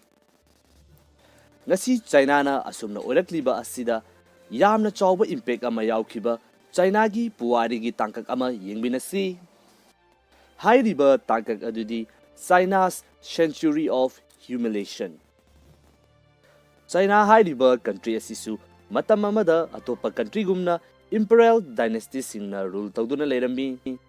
17th century gi matamda China asi Qing Dynasty na rule tawduna leirammi aduga makoigi kingdom asi aduki matik pak sauna sandoktuna leirammi. Matam aduda British singna khudol pot kaya amaga loinana matam aduda paliba China gi ningthau aduda China amasung Britain gi marakta lalon itik tawnabagi damakta haijaba laklammi. Masigi pakumoina China gi leiriba ningthau aduna China asidi swarga gumba lamdamni makoida awatpa amatta leite aduga Britain amasung Europe ki leiriba country sing asidagi resource amatta China na lawba yaba amatta leite. Masi haiduna 1792 da England gi King George III na tharakhiba proposal adu China gi emperor na reject tawki. Masi pumnama asi leijaba taragasu matam aduda China gi mafam amadi atopa foreign gi oiba country sing asi laktuna lalon itik tawba yaba mafam amalai mafam adudi Canton Chinese singna Guangzhou haina khangnaba mafam asini. Mafam asidasu atopa mioi ama hek laktuna mafam asida lalon itik tawba yade akhanaba China gi mioi khara makoina tawgadabani. Asumna mafam amada khakta British sing asina lalon itik tauba yaba asida makhoi yamna pelamde China gi leiriba sarkar aduda atopa mafam singsu lalon itik tauba yana bagi damakta yamna kana taktuna laki adubu matam adugi China gi leiriba system aduna kaidonungde yakhide matam aduda China amasung British ki marakta lalon itik tauramliba asi chamanani British singna China dagi chamana asi aduki matik yamlaba changda lawi China dagi chamana lawba matamda British ki maikai dagi China na di karigumba posak amata pamdabanina paisa oina piba mathau tarami aduga matam aduga British singna sijinariba asina sanani aduga China na pamliba asina silver ni maram aduna British sing aduna makhoina Spanish Empire dagi silver kaya ama lawduna amuk hairiba silver sing adu sijinaduna China dagi sa sing leirami asumna tauba asida British singi finance da yamna mangjaba ama oirami masidagi British ki lalon itik tawriba sing asina East India Company na rule tawduna leiriba India asida opium pak sanna thanba horakhi aduga opium asi lawroba matungda China da tapna tapna yonsinba horakhi asumna asum chatharakpana China da leiba mioi lak kaya ama nongmagi opium asida edik suba horakhi China gi ruler na kayarak hanna opium asi thingnabagi damakta thabak thawang kaya ama lokhatkhi adubu aikhoina ngasi aikhogi lamdam asida yu thinglibani haiduna thinglibasi masiga manaba moong amada oina thokhi matam aduda leiriba China gi population adugi ayamba sarukti British na thajalakliba opium asigi victim oibana adumak henjilakpana maram oiduna matam adugi leiriba Chinese ruler aduna yamna chawba khongthang ama lokhalakhi mahaki lanmising Kenton da thaduna mafam aduda opium karbar tawriba amasung opium gi leiramba stock sing adu loinamak mai thadokhi aduga hairiba karbar tawriba mioi sing asi karigumba makhata na tawba taragadi sibagi dandi pigani haiduna athingba thamjinki British singi opium gi stock kaya ama mai thadoktuna paisa kaya ama manganba asida makhoi gi mangkhriba opium sing adugi paisa China na British singda singadabani haiduna China gi mathakta British na lan tawsilakhi matam aduda malemgi khwaidagi advance oiriba British ki navy sing adu laktuna China ga lanthingna yamna laina China asi British na maithiba pikhi hairiba lanfam asibuni aikoina the first Opium War of 1839 haina khangnariba asi masigi matungda 1842 da British government amasung China gi leiriba government anidugi marakta Treaty of Nanking sign tawki Treaty asigi matung inna Hong Kong hairiba island asi China gi makhutagi British na lawki mathangda Canton asi nattaba atopa maphamari amagasu opium asi trade tawnabagi damakta hangdo hanki mamangda China gi akhanaba mioi khara khaktana British singa trade tawba yaramba asisu treaty asidagi di loinamak lauthokhi lan asi maithirabanina China na UK da paisa kaya amasu war reparation oina pe tawki matam kharagi matungda 1856 ta amuk British singna porakpa opium sing thingi haibagi wahaudagi anisuba Opium War amuk thorakhi lanfam asida British khaktana tana French su British ki misangda changduna China ga lanthengnathi lanfam asida British ki lanmisingna China gi ningthau konung tamna yausilakhi aduga konung asi mai thadoklamki hairiba asi China gi sahi lising kaya gi history da atopa lanmi ama laktuna makhoi ki ningthau konung tamna asumna changlaktuna mai thaba asi ahanbani mathangda amu Sino-French War 1884 da thorakhi lanfam asidasu China France ki makhutta maithikhi masigi matungda matam amada yamna pikpa yamna sonba country ama oina leiramba Japan asina fauba China da attack tawduna First Sino-Japanese War asida China bu maithiba pikhi lanfam asida maithiba khaktanatna hairiba country sing asina China ga unequal oiba treaty kaya amas namdana sign tawhanki masida sunattana paisa kaya amasu lan maithibagi country sing asina lawbikhi masigi manungda country kaya amadi China ga lan tawdabida makhogi forcing asi puduna laklaga China da kihanduna treaty sing sign tawhanbasu yauribani Hairiba unequal oiba treaty kaya asina maram oiduna China gi leiramba mafam kaya ama hairiba country sing asigi control da laiki. Mapan thangba Manchuria gi jaga sing asijana Russian Empire na control tawrami. Germany na Jiaozhou Bay asi control tawi. Hong Kong asina Great Britain gi makutta, Zhejiang asina France ta, aduga Macau na Portugal gi makutta trade tawnanabagi damakta pamdana China na pithoklami. Ngasi aikoina Taiwan haina khangnariba mafam amasung Dalian asisu Japan na capture tawsinki. Asumna changsilakliba country sing asina China gi leiriba mafam sing asi magi haiduna jaga khaidoknaduna makoina sijinaningba maongda sijinaduna leirami. Foreign relation amasung trade ki leiriba hiram asida China gi ningthaugi khuttagi nanthokirami aduga nauna changsilagliba Western countries sing asina mapung fana dominate tauki. Sphere of influence mangkiba khaktanatana matam asida China gi physical oiba territory kaya amasu atopa countries singna China dagi lausinbiki. Asumna asum makha chatharakpana China asi leiriba countries sing asigi makhada noma gi adumak namthaduna leirakhi. 1899-1901 swagi matam asida China da rebel ama haurakhi. Hairiba rebel asi Boxer rebellion haina khangnei. China gi khungang kaya amada laiba martial art haiba miyosing kaya ama punsinduna China gi leiriba ningthau asi amuka hana mapangan kan khathanba aduga China da changsilakliba atopa foreign country dagi lakliba power sing asibu China dagi takthokiba haiba pandam asida yamna kana honarakhi. Hairiba rebellion asi namthanabagi damakta country nipana alliance semduna makogi forcing tharakhi. Hairiba country sing adudi British Empire, Russia, Japan, France, German Empire, United States, Italy, amasung Austria-Hungary ni. Forcing asina punsinaduna Boxer rebellion asi maipakna namthaki. Masigi matungda amukaso hanna masigi damakta China dagi hairiba country sing asina silver coin kaya ama lawiki.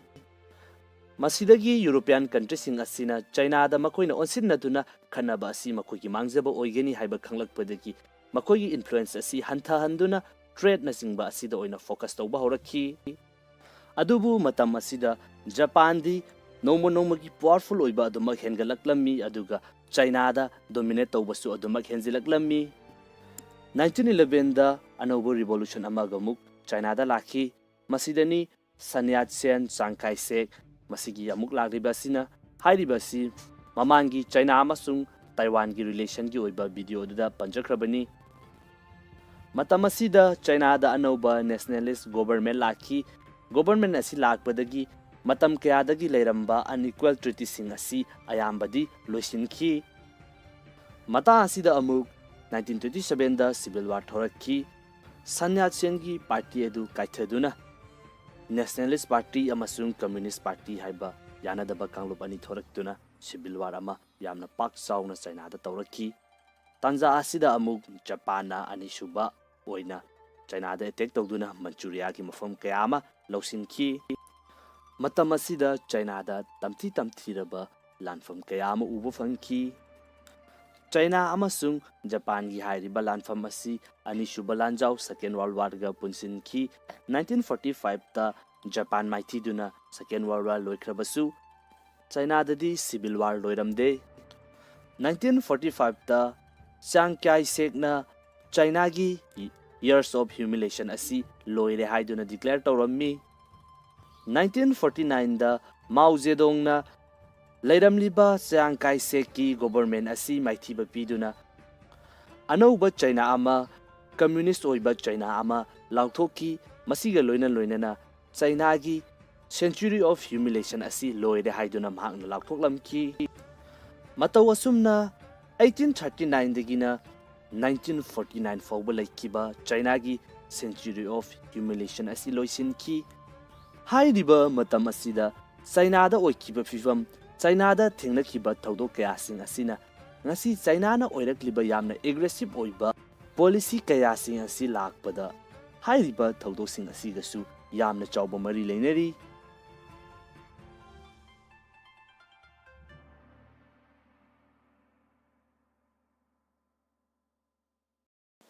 ꯍꯧꯖꯤꯛ ꯂꯩꯔꯤꯕ ꯃꯇꯝ ꯑꯁꯤꯗ ꯍꯤꯔꯝ ꯑꯃꯗ ꯅꯠꯇ꯭ꯔꯒꯅ ꯑꯃꯗ ꯆꯥꯏꯅꯥꯒꯤ aggressive ꯑꯣꯏꯕ ꯃꯇꯧ ꯑꯁꯤ ꯑꯩꯈꯣꯏꯅ ꯑꯗꯨꯃꯛ ꯎꯕ ꯐꯪꯏ꯫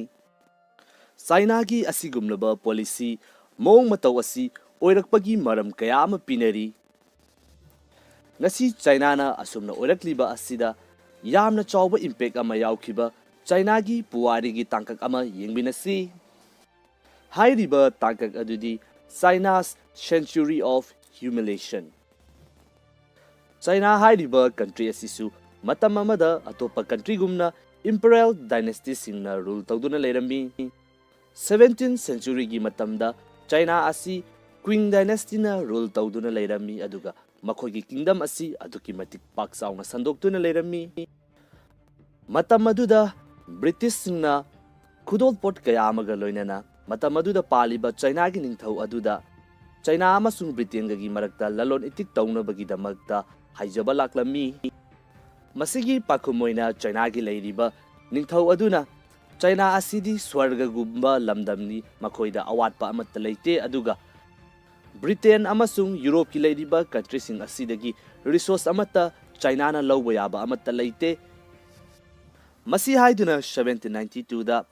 ꯏꯪꯂꯦꯟꯒꯤ ꯀꯤꯡ ꯖꯣꯔꯖ III ꯊꯥꯔꯛꯈꯤꯕ ꯄ꯭ꯔꯄꯣꯖꯜ ꯑꯗꯨ ꯆꯥꯏꯅꯥꯒꯤ ꯑꯦꯝꯄꯔꯔꯅ ꯔꯤꯖꯦꯛ ꯇꯧꯈꯤ꯫ ꯃꯁꯤ ꯄꯨꯝꯅꯃꯛ ꯑꯁꯤ ꯂꯩꯖꯕ ꯇꯥꯔꯒꯁꯨ ꯃꯇꯝ ꯑꯗꯨꯗ ꯆꯥꯏꯅꯥꯒꯤ ꯃꯐꯝ ꯑꯃꯗꯤ ꯑꯇꯣꯞꯄ ꯐꯣꯔꯦꯟꯒꯤ ꯑꯣꯏꯕ ꯀꯟꯇ꯭ꯔꯤꯁꯤꯡ ꯑꯁꯤ ꯂꯥꯛꯇꯨꯅ ꯂꯂꯣꯟ ꯏꯇꯤꯛ ꯇꯧꯕ ꯌꯥꯕ ꯃꯐꯝ ꯑꯃ ꯂꯩ꯫ ꯃꯐꯝ ꯑꯗꯨꯗꯤ ꯀꯦꯟꯇꯣꯟ, ꯆꯥꯏꯅꯤꯁꯁꯤꯡꯅ ꯒ꯭ꯋꯥꯟꯖꯥꯎ ꯍꯥꯏꯅ ꯈꯪꯅꯕ ꯃꯐꯝ ꯑꯁꯤꯅꯤ꯫ ꯃꯐꯝ ꯑꯁꯤꯗꯁꯨ ꯑꯇꯣꯞꯄ ꯃꯤꯑꯣꯏ ꯑꯃꯍꯦꯛ ꯂꯥꯛꯇꯨꯅ ꯃꯐꯝ ꯑꯁꯤꯗ ꯂꯂꯣꯟ ꯏꯇꯤꯛ ꯇꯧꯕ ꯌꯥꯗꯦ, ꯑꯈꯟꯅꯕ ꯆꯥꯏꯅꯥꯒꯤ ꯃꯤꯑꯣꯏ ꯈꯔ ꯃꯈꯣꯏꯅ ꯇꯧꯒꯗꯕꯅꯤ꯫ ꯑꯁꯨꯝꯅ ꯃꯐꯝ ꯑꯃꯗ ꯈꯛꯇ ꯕ꯭ꯔꯤꯇꯤꯁꯁꯤꯡ ꯑꯁꯤꯅ ꯂꯂꯣꯟ ꯏꯇꯤꯛ ꯇꯧꯕ ꯌꯥꯕ ꯑꯁꯤꯗ ꯃꯈꯣꯏ ꯌꯥꯝꯅ ꯄꯦꯜꯂꯝꯗꯦ꯫ ꯆꯥꯏꯅꯥꯒꯤ ꯂꯩꯔꯤꯕ ꯁꯔꯀꯥꯔ ꯑꯗꯨꯗ ꯑꯇꯣꯞꯄ ꯃꯐꯝꯁꯤꯡꯁꯨ ꯂꯂꯣꯟ ꯏꯇꯤꯛ ꯇꯧꯕ ꯌꯥꯅꯕꯒꯤꯗꯃꯛꯇ ꯌꯥꯝꯅ ꯀꯟꯅ ꯇꯛꯇꯨꯅ ꯂꯥꯛꯈꯤ꯫ ꯑꯗꯨꯕꯨ ꯃꯇꯝ ꯑꯗꯨꯒꯤ ꯆꯥꯏꯅꯥꯒꯤ ꯂꯩꯔꯤꯕ ꯁꯤꯁꯇꯦꯝ ꯑꯗꯨꯅ ꯀꯩꯗꯧꯅꯨꯡꯗ ꯌꯥꯈꯤꯗꯦ꯫ ꯃꯇꯝ ꯑꯗꯨꯗ ꯆꯥꯏꯅꯥ ꯑꯃꯁꯨꯡ ꯕ꯭ꯔꯤꯇꯤꯁꯀꯤ ꯃꯔꯛꯇ ꯂꯂꯣꯟ ꯏꯇꯤꯛ ꯇꯧꯔꯝꯂꯤꯕ ꯑꯁꯤ ꯆꯥ ꯃꯅꯥꯅꯤ꯫ ꯕ꯭ꯔꯤꯇꯤꯁꯁꯤꯡꯅ ꯆꯥꯏꯅꯥꯗꯒꯤ ꯆꯥ ꯃꯅꯥ ꯑꯁꯤ ꯑꯗꯨꯛꯀꯤ ꯃꯇꯤꯛ ꯌꯥꯝꯂꯕ ꯆꯥꯡꯗ ꯂꯧꯏ꯫ ꯆꯥꯏꯅꯥꯗꯒꯤ ꯆꯥ ꯃꯅꯥ ꯂꯧꯕ ꯃꯇꯝꯗ ꯕ꯭ꯔꯤꯇꯤꯁꯀꯤ ꯃꯥꯏꯀꯩꯗꯒꯤ ꯆꯥꯏꯅꯥꯅꯗꯤ ꯀꯔꯤꯒꯨꯝꯕ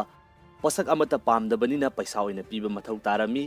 ꯑꯗꯨꯒ ꯃꯇꯝ ꯑꯗꯨꯒ ꯕ꯭ꯔꯤꯇꯤꯁꯁꯤꯡꯅ ꯁꯤꯖꯤꯟꯅꯔꯤꯕ ꯑꯁꯤꯅ ꯁꯅꯥꯅꯤ, ꯑꯗꯨꯒ ꯆꯥꯏꯅꯥꯅ ꯄꯥꯝꯂꯤꯕ ꯑꯁꯤꯅ ꯁꯤꯜꯚꯔꯅꯤ꯫ ꯃꯔꯝ ꯑꯗꯨꯅ ꯕ꯭ꯔꯤꯇꯤꯁꯁꯤꯡ ꯑꯗꯨꯅ ꯃꯈꯣꯏꯅ ꯁ꯭ꯄꯦꯅꯤꯁ ꯑꯦꯝꯄꯥꯌꯔꯗꯒꯤ ꯁꯤꯜꯚꯔ ꯀꯌꯥ ꯑꯃ ꯂꯧꯗꯨꯅ ꯑꯃꯨꯛ ꯍꯥꯏꯔꯤꯕ ꯁꯤꯜꯚꯔꯁꯤꯡ ꯑꯗꯨ ꯁꯤꯖꯤꯟꯅꯗꯨꯅ ꯆꯥꯏꯅꯥꯗꯒꯤ ꯆꯥꯁꯤꯡ ꯂꯩꯔꯝꯃꯤ꯫ ꯑꯁꯨꯝꯅ ꯇꯧꯕ ꯑꯁꯤꯗ ꯕ꯭ꯔꯤꯇꯤꯁꯁꯤꯡꯒꯤ ꯐꯥꯏꯅꯥꯟꯁꯇ ꯌꯥꯝꯅ ꯃꯥꯡꯖꯕ ꯑꯃ ꯑꯣꯏꯔꯝꯃꯤ꯫ ꯃꯁꯤꯗꯒꯤ ꯕ꯭ꯔꯤꯇꯤꯁꯀꯤ ꯂꯂꯣꯟ ꯏꯇꯤꯛ ꯇꯧꯔꯤꯕꯁꯤꯡ ꯑꯁꯤꯅ ꯏꯁ ꯏꯟꯗꯤꯌꯥ ꯀꯝꯄꯅꯤꯅ ꯔꯨꯜ ꯇꯧꯗꯨꯅ ꯂꯩꯔꯤꯕ ꯏꯟꯗꯤꯌꯥ ꯑꯁꯤꯗ ꯑꯣꯄꯤꯌꯝ ꯄꯥꯛ ꯁꯟꯅ ꯊꯥꯟꯕ ꯍꯧꯔꯛꯈꯤ, ꯑꯗꯨꯒ ꯑꯣꯄꯤꯌꯝ ꯑꯁꯤ ꯂꯧꯔꯕ ꯃꯇꯨꯡꯗ ꯆꯥꯏꯅꯥꯗ ꯇꯞꯅ ꯇꯞꯅ ꯌꯣꯟꯁꯤꯟꯕ ꯍꯧꯔꯛꯈꯤ꯫ ꯑꯁꯨꯝꯅ ꯆꯠꯊꯔꯛꯄꯅ ꯆꯥꯏꯅꯥꯗ ꯂꯩꯕ ꯃꯤꯑꯣꯏ ꯂꯥꯛ ꯀꯌꯥ ꯑꯃ ꯅꯣꯡꯃ ꯅꯣꯡꯃꯒꯤ ꯑꯣꯄꯤꯌꯝ ꯑꯁꯤꯗ ꯑꯦꯗꯤꯛ ꯆꯨꯕ ꯍꯧꯔꯛꯈꯤ꯫ ꯆꯥꯏꯅꯥꯒꯤ ꯔꯨꯂꯔꯅ ꯀꯌꯥꯔꯛ ꯍꯟꯅ ꯑꯣꯄꯤꯌꯝ ꯑꯁꯤ ꯊꯤꯡꯅꯕꯒꯤꯗꯃꯛꯇ ꯊꯕꯛ ꯊꯧꯔꯝ ꯀꯌా ꯑꯃ ꯂꯧꯈꯠꯈꯤ꯫ ꯑꯗꯨꯕꯨ ꯑꯩꯈꯣꯏꯅ ꯉꯁꯤ ꯑꯩꯈꯣꯏꯒꯤ ꯂꯝꯗꯝ ꯑꯁꯤꯗ ꯌꯨ ꯊꯤꯡꯂꯤꯕꯅꯤ ꯍꯥꯏꯗꯨꯅ ꯊꯤꯡꯂꯤꯕꯁꯤ ꯃꯁꯤꯒ ꯃꯥꯟꯅꯕ ꯃꯑꯣꯡ ꯑꯃꯗ ꯑꯣꯏꯅ ꯊꯣꯛꯈꯤ꯫ ꯃꯇꯝ ꯑꯗꯨꯗ ꯂꯩꯔꯤꯕ ꯆꯥꯏꯅꯥꯒꯤ ꯄꯣꯄꯨꯂꯦꯁꯟ ꯑꯗꯨꯒꯤ ꯑꯌꯥꯝꯕ ꯁꯔꯨꯛꯇꯤ ꯕ꯭ꯔꯤꯇꯤꯁꯅ ꯊꯥꯖꯤꯜꯂꯛꯂꯤꯕ ꯑꯣꯄꯤꯌꯝ ꯑꯁꯤꯒꯤ ꯚꯤꯛꯇꯤꯝ ꯑꯣꯏꯕꯅ ꯑꯗꯨꯃꯛ ꯍꯦꯟꯖꯤꯜꯂꯛꯄꯅ ꯃꯔꯝ ꯑꯣꯏꯗꯨꯅ ꯃꯇꯝ ꯑꯗꯨꯒꯤ ꯂꯩꯔꯤꯕ ꯆꯥꯏꯅꯤꯁ ꯔꯨꯂꯔ ꯑꯗꯨꯅ ꯌꯥꯝꯅ ꯆꯥꯎꯕ ꯈꯣꯡꯊꯥꯡ ꯑꯃ ꯂꯧꯈꯠꯂꯛꯈꯤ꯫ ꯃꯍꯥꯛꯀꯤ ꯂꯥꯟꯃꯤꯁꯤꯡ ꯀꯦꯟꯇꯟꯗ ꯊꯥꯗꯨꯅ ꯃꯐꯝ ꯑꯗꯨꯗ ꯑꯣꯄꯤꯌꯝ ꯀꯔꯕꯥꯔ ꯇꯧꯔꯤꯕ ꯑꯃꯁꯨꯡ ꯑꯣꯄꯤꯌꯝꯒꯤ ꯂꯩꯔꯝꯕ ꯁ꯭ꯇꯣꯛꯁꯤꯡ ꯑꯗꯨ ꯂꯣꯏꯅꯃꯛ ꯃꯩ ꯊꯥꯗꯣꯛꯈꯤ, ꯑꯗꯨꯒ ꯍꯥꯏꯔꯤꯕ ꯀꯔꯕꯥꯔ ꯇꯧꯔꯤꯕ ꯃꯤꯑꯣꯏꯁꯤꯡ ꯑꯁꯤ ꯀꯔꯤꯒꯨꯝꯕ ꯃꯈꯥ ꯇꯥꯅ ꯇꯧꯕ ꯇꯥꯔꯒꯗꯤ ꯁꯤꯕꯒꯤ ꯗꯟꯗꯤ ꯄꯤꯒꯅꯤ ꯍꯥꯏꯗꯨꯅ ꯑꯊꯤꯡꯕ ꯊꯝꯖꯤꯟꯈꯤ꯫ ꯕ꯭ꯔꯤꯇꯤꯁꯁꯤꯡꯒꯤ ꯑꯣꯄꯤꯌꯝꯒꯤ ꯁ꯭ꯇꯣꯛ ꯀꯌꯥ ꯑꯃ ꯃꯩ ꯊꯥꯗꯣꯛꯇꯨꯅ ꯄꯩꯁꯥ ꯀꯌꯥ ꯑꯃ ꯃꯥꯡꯍꯟꯕ ꯑꯁꯤꯗ ꯃꯈꯣꯏꯒꯤ ꯃꯥꯡꯈ꯭ꯔꯤꯕ ꯑꯣꯄꯤꯌꯝꯁꯤꯡ ꯑꯗꯨꯒꯤ ꯄꯩꯁꯥ ꯆꯥꯏꯅꯥꯅ ꯕ꯭ꯔꯤꯇꯤꯁꯁꯤꯡꯗ ꯁꯤꯡꯒꯗꯕꯅꯤ ꯍꯥꯏꯗꯨꯅ ꯆꯥꯏꯅꯥꯒꯤ ꯃꯊꯛꯇ ꯕ꯭ꯔꯤꯇꯤꯁꯅ ꯂꯥꯟ ꯇꯧꯁꯤꯜꯂꯛꯈꯤ꯫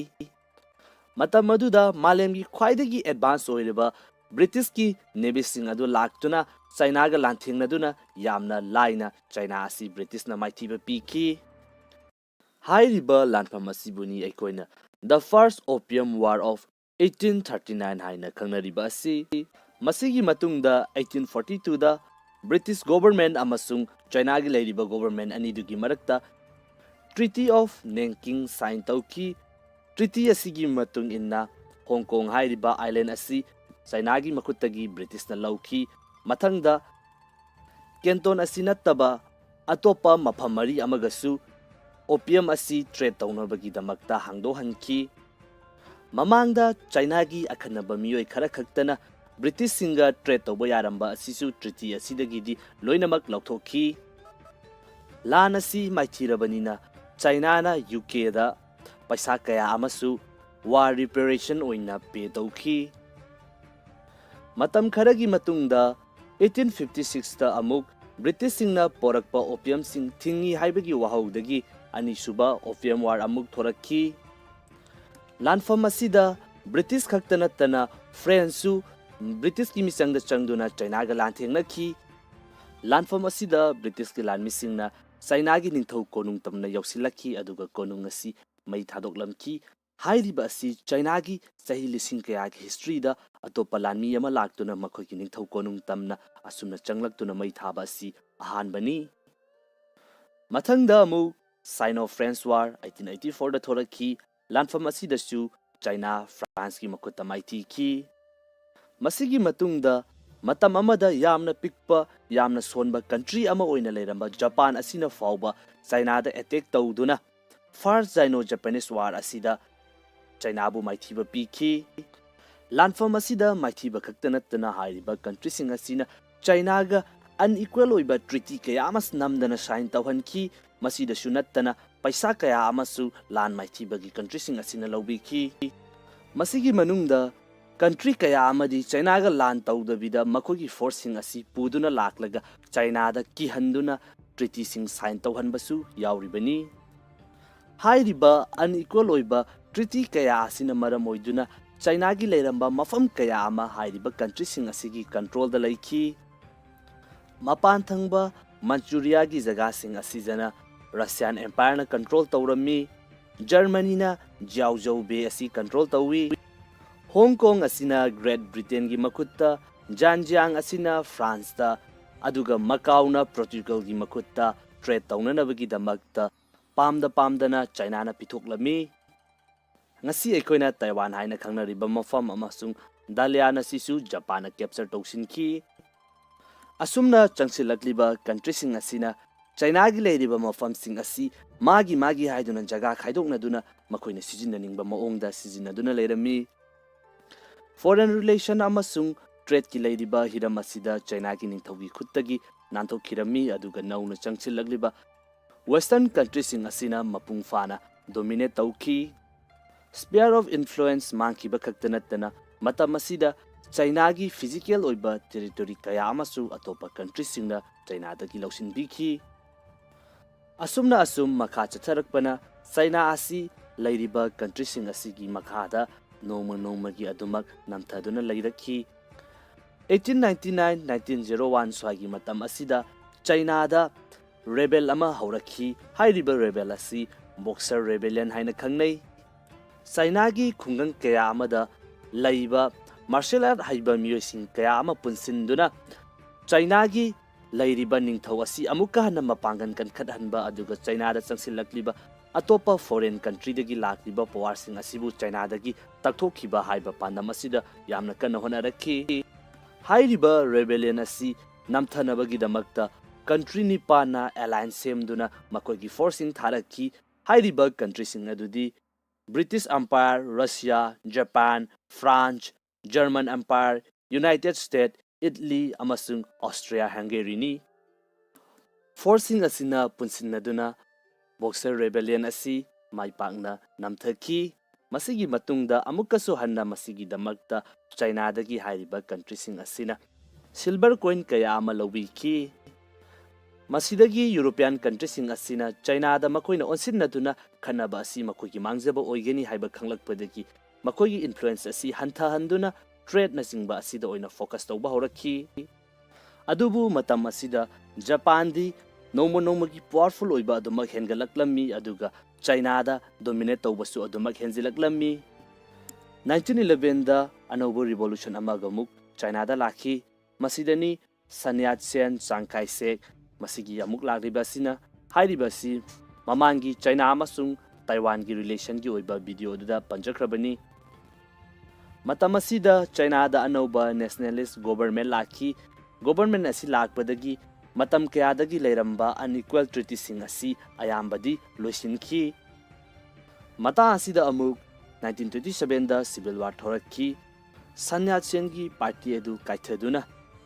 ꯅꯦꯁꯅꯦꯂꯤꯁ ꯄꯥꯔꯇꯤ ꯑꯃꯁꯨꯡ ꯀꯝꯃ꯭ꯌꯨꯅꯤꯁ ꯄꯥꯔꯇꯤ ꯍꯥꯏꯕ ꯌꯥꯅꯗꯕ ꯀꯥꯡꯂꯨꯞ ꯑꯅꯤ ꯊꯣꯔꯛꯇꯨꯅ ꯁꯤꯚꯤꯜ ꯋꯥꯔ ꯑꯃ ꯌꯥꯝꯅ ꯄꯥꯛ ꯆꯥꯎꯅ ꯆꯥꯏꯅꯥꯗ ꯇꯧꯔꯛꯈꯤ꯫ ꯇꯥꯟꯖꯥ ꯑꯁꯤꯗ ꯑꯃꯨꯛ ꯖꯄꯥꯟꯅ ꯑꯅꯤꯁꯨꯕ ꯑꯣꯏꯅ ꯆꯥꯏꯅꯥꯗ ꯑꯦꯇꯦꯛ ꯇꯧꯗꯨꯅ ꯃꯟꯆꯨꯔꯤꯌꯥꯒꯤ ꯃꯐꯝ ꯀꯌꯥ ꯑꯃ ꯂꯧꯁꯤꯟꯈꯤ꯫ ꯃꯇꯝ ꯑꯁꯤꯗ ꯆꯥꯏꯅꯥꯗ ꯇꯝꯊꯤꯔꯕ ꯂꯥꯟꯐꯝ ꯀꯌꯥ ꯑꯃ ꯎꯕ ꯐꯪꯈꯤ꯫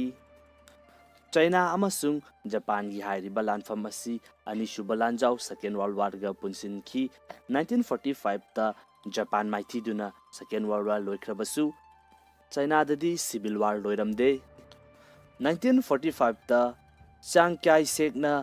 ꯆꯥꯏꯅꯥꯒꯤ ꯌꯔꯁ ꯑꯣꯐ ꯍ꯭ꯌꯨꯃꯤꯂꯦꯁꯟ ꯑꯁꯤ ꯂꯣꯏꯔꯦ ꯍꯥꯏꯗꯨꯅ ꯗꯤꯀ꯭ꯂꯦꯌꯔ ꯇꯧꯔꯝꯃꯤ꯫ 1949ꯗ ꯃꯥꯎ ꯖꯦꯗꯣꯡꯅ ꯂꯩꯔꯝꯂꯤꯕ ꯆꯥꯡ ꯀꯥꯏ ꯁꯦꯛꯀꯤ ꯒꯣꯚꯔꯟꯃꯦꯟꯠ ꯑꯁꯤ ꯃꯥꯏꯊꯤꯕ ꯄꯤꯗꯨꯅ ꯑꯅꯧꯕ ꯆꯥꯏꯅꯥ ꯑꯃ, ꯀꯝꯃ꯭ꯌꯨꯅꯤꯁꯠ ꯑꯣꯏꯕ ꯆꯥꯏꯅꯥ ꯑꯃ ꯂꯥꯎꯊꯣꯛꯈꯤ꯫ ꯃꯁꯤꯒ ꯂꯣꯏꯅꯅ ꯆꯥꯏꯅꯥꯒꯤ ꯁꯦꯟꯆꯨꯔꯤ ꯑꯣꯐ ꯍ꯭ꯌꯨꯃꯤꯂꯦꯁꯟ ꯑꯁꯤ ꯂꯣꯏꯔꯦ ꯍꯥꯏꯗꯨꯅ ꯃꯍꯥꯛꯅ ꯂꯥꯎꯊꯣꯛꯂꯝꯈꯤ꯫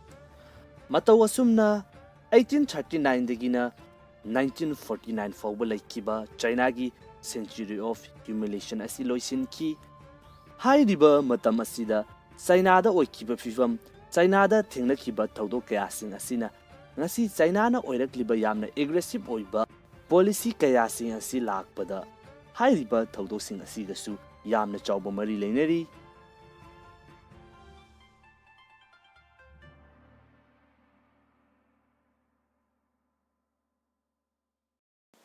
ꯍꯧꯖꯤꯛ ꯂꯩꯔꯤꯕ ꯃꯇꯝ ꯑꯁꯤꯗ ꯍꯤꯔꯝ ꯑꯃꯗ ꯅꯠꯇ꯭ꯔꯒꯅ ꯑꯃꯗ ꯆꯥꯏꯅꯥꯒꯤ ꯑꯦꯒ꯭ꯔꯦꯁꯤꯚ ꯑꯣꯏꯕ ꯃꯇꯧ ꯑꯁꯤ ꯑꯩꯈꯣꯏꯅ ꯑꯗꯨꯃꯛ ꯎꯕ ꯐꯪꯉꯤ꯫ ꯆꯥꯏꯅꯥꯒꯤ ꯑꯁꯤꯒꯨꯝꯂꯕ ꯄꯣꯂꯤꯁꯤ ꯃꯑꯣꯡ ꯃꯇꯧ ꯑꯁꯤ ꯑꯣꯏꯔꯛꯄꯒꯤ ꯃꯔꯝ ꯀꯌꯥ ꯑꯃ ꯄꯤꯅꯔꯤ꯫ ꯉꯁꯤ ꯆꯥꯏꯅꯥꯅ ꯑꯁꯨꯝꯅ ꯑꯣꯏꯔꯛꯂꯤꯕ ꯑꯁꯤꯗ ꯌꯥꯝꯅ ꯆꯥꯎꯕ ꯏꯝꯄꯦꯛ ꯑꯃ ꯌꯥꯎꯈꯤꯕ ꯆꯥꯏꯅꯥꯒꯤ ꯄꯨꯋꯥꯔꯤꯒꯤ ꯇꯥꯡꯀꯛ ꯑꯃ ꯌꯦꯡꯃꯤꯟꯅꯁꯤ꯫ ꯍꯥꯏꯔꯤꯕ ꯇꯥꯡꯀꯛ ꯑꯗꯨꯗꯤ ꯆꯥꯏꯅꯥꯁ ꯁꯦꯟꯆꯨꯔꯤ ꯑꯣꯐ ꯍ꯭ꯌꯨꯃꯤꯂꯦꯁꯟ꯫ ꯆꯥꯏꯅꯥ ꯍꯥꯏꯔꯤꯕ ꯀꯟꯇ꯭ꯔꯤ ꯑꯁꯤꯁꯨ ꯃꯇꯝ ꯑꯃꯗ ꯑꯇꯣꯞꯄ ꯀꯟꯇ꯭ꯔꯤꯒꯨꯝꯅ ꯏꯝꯄꯔꯤꯌꯦꯜ ꯗꯥꯏꯅꯦꯁꯇꯤꯁꯤꯡꯅ ꯔꯨꯜ ꯇꯧꯗꯨꯅ ꯂꯩꯔꯝꯃꯤ꯫ 17th ꯁꯦꯟꯆꯨꯔꯤꯒꯤ ꯃꯇꯝꯗ ꯆꯥꯏꯅꯥ ꯑꯁꯤ ꯀ꯭ꯋꯤꯡ ꯗꯥꯏꯅꯦꯁꯇꯤꯅ ꯔꯨꯜ ꯇꯧꯗꯨꯅ ꯂꯩꯔꯝꯃꯤ ꯑꯗꯨꯒ ꯃꯈꯣꯏꯒꯤ ꯀꯤꯡꯗꯝ ꯑꯁꯤ ꯑꯗꯨꯛꯀꯤ ꯃꯇꯤꯛ ꯄꯥꯛ ꯆꯥꯎꯅ ꯁꯟꯗꯣꯛꯇꯨꯅ ꯂꯩꯔꯝꯃꯤ꯫ ꯃꯇꯝ ꯑꯗꯨꯗ ꯕ꯭ꯔꯤꯇꯤꯁꯁꯤꯡꯅ ꯈꯨꯗꯣꯜꯄꯣꯠ ꯀꯌꯥ ꯑꯃꯒ ꯂꯣꯏꯅꯅ ꯃꯇꯝ ꯑꯗꯨꯗ ꯄꯥꯜꯂꯤꯕ ꯆꯥꯏꯅꯥꯒꯤ ꯅꯤꯡꯊꯧ ꯑꯗꯨꯗ ꯆꯥꯏꯅꯥ ꯑꯃꯁꯨꯡ ꯕ꯭ꯔꯤꯇꯦꯟꯒꯒꯤ ꯃꯔꯛꯇ ꯂꯂꯣꯟ ꯏꯇꯤꯛ ꯇꯧꯅꯕꯒꯤꯗꯃꯛꯇ ꯍꯥꯏꯖꯕ ꯂꯥꯛꯂꯝꯃꯤ꯫ ꯃꯁꯤꯒꯤ ꯄꯥꯈꯨꯝ ꯑꯣꯏꯅ ꯆꯥꯏꯅꯥꯒꯤ ꯂꯩꯔꯤꯕ ꯅꯤꯡꯊꯧ ꯑꯗꯨꯅ ꯆꯥꯏꯅꯥ ꯑꯁꯤꯗꯤ ꯁ꯭ꯋꯔꯒꯒꯨꯝꯕ ꯂꯝꯗꯝꯅꯤ, ꯃꯈꯣꯏꯗ ꯑꯋꯥꯠꯄ ꯑꯃꯠꯇ ꯂꯩꯇꯦ ꯑꯗꯨꯒ ꯕ꯭ꯔꯤꯇꯦꯟ ꯑꯃꯁꯨꯡ ꯌꯨꯔꯣꯞꯀꯤ ꯂꯩꯔꯤꯕ ꯀꯟꯇ꯭ꯔꯤꯁꯤꯡ ꯑꯁꯤꯗꯒꯤ ꯔꯤꯁꯣꯔꯁ ꯑꯃꯠꯇ ꯆꯥꯏꯅꯥꯅ ꯂꯧꯕ ꯌꯥꯕ ꯑꯃꯠꯇ ꯂꯩꯇꯦ꯫ ꯃꯁꯤ ꯍꯥꯏꯗꯨꯅ 1792ꯗ ꯏꯪꯂꯦꯟꯗꯒꯤ ꯀꯤꯡ ꯖꯣꯔꯖ ꯊꯥꯔꯗꯅ ꯊꯥꯔꯛꯈꯤꯕ ꯄ꯭ꯔꯄꯣꯖꯦꯜ ꯑꯗꯨ ꯆꯥꯏꯅꯥꯒꯤ ꯑꯦꯝꯄꯔꯔꯅ ꯔꯤꯖꯦꯛ ꯇꯧꯈꯤ꯫ ꯃꯁꯤ ꯄꯨꯝꯅꯃꯛ ꯑꯁꯤ ꯂꯩꯖꯕ ꯇꯥꯔꯒꯁꯨ ꯃꯇꯝ ꯑꯗꯨꯗ ꯆꯥꯏꯅꯥꯒꯤ ꯃꯐꯝ ꯑꯃꯗꯤ ꯑꯇꯣꯞꯄ ꯐꯣꯔꯦꯟꯒꯤ ꯑꯣꯏꯕ ꯀꯟꯇ꯭ꯔꯤꯁꯤꯡ ꯑꯁꯤ ꯂꯥꯛꯇꯨꯅ ꯂꯂꯣꯟ ꯏꯇꯤꯛ ꯇꯧꯕ ꯌꯥꯕ ꯃꯐꯝ ꯑꯃ ꯂꯩ꯫ ꯃꯐꯝ ꯑꯗꯨꯗꯤ ꯀꯦꯟꯇꯣꯟ, ꯆꯥꯏꯅꯤꯁꯁꯤꯡꯅ ꯒ꯭ꯋꯥꯟꯖꯥꯎ ꯍꯥꯏꯅ ꯈꯪꯅꯕ ꯃꯐꯝ ꯑꯁꯤꯅꯤ꯫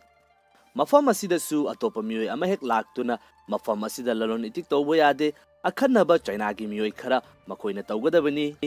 ꯑꯁꯨꯝꯅ ꯃꯐꯝ ꯑꯃꯗ ꯈꯛꯇ ꯕ꯭ꯔꯤꯇꯤꯁꯁꯤꯡ ꯑꯁꯤꯅ ꯂꯂꯣꯟ ꯏꯇꯤꯛ ꯇꯧꯕ ꯌꯥꯕ ꯑꯁꯤꯗ ꯃꯈꯣꯏ ꯌꯥꯝꯅ ꯄꯦꯜꯂꯝꯗꯦ꯫ ꯆꯥꯏꯅꯥꯒꯤ ꯂꯩꯔꯤꯕ ꯁꯔꯀꯥꯔ ꯑꯗꯨꯗ ꯑꯇꯣꯞꯄ ꯃꯐꯝꯁꯤꯡꯁꯨ ꯂꯂꯣꯟ ꯏꯇꯤꯛ ꯇꯧꯕ ꯌꯥꯅꯕꯒꯤꯗꯃꯛꯇ ꯌꯥꯝꯅ ꯀꯟꯅ ꯇꯛꯇꯨꯅ ꯂꯥꯛꯈꯤ꯫ ꯑꯗꯨꯕꯨ ꯃꯇꯝ ꯑꯗꯨꯒꯤ ꯆꯥꯏꯅꯥꯒꯤ ꯂꯩꯔꯤꯕ ꯁꯤꯁꯇꯦꯝ ꯑꯗꯨꯅ ꯀꯩꯗꯧꯅꯨꯡꯗ ꯌꯥꯈꯤꯗꯦ꯫ ꯃꯇꯝ ꯑꯗꯨꯗ ꯆꯥꯏꯅꯥ ꯑꯃꯁꯨꯡ ꯕ꯭ꯔꯤꯇꯤꯁꯀꯤ ꯃꯔꯛꯇ ꯂꯂꯣꯟ ꯏꯇꯤꯛ ꯇꯧꯔꯝꯂꯤꯕ ꯑꯁꯤ ꯆꯥ ꯃꯅꯥꯅꯤ꯫ ꯕ꯭ꯔꯤꯇꯤꯁꯁꯤꯡꯅ ꯆꯥꯏꯅꯥꯗꯒꯤ ꯆꯥ ꯃꯅꯥ ꯑꯁꯤ ꯑꯗꯨꯛꯀꯤ ꯃꯇꯤꯛ ꯌꯥꯝꯂꯕ ꯆꯥꯡꯗ ꯂꯧꯏ꯫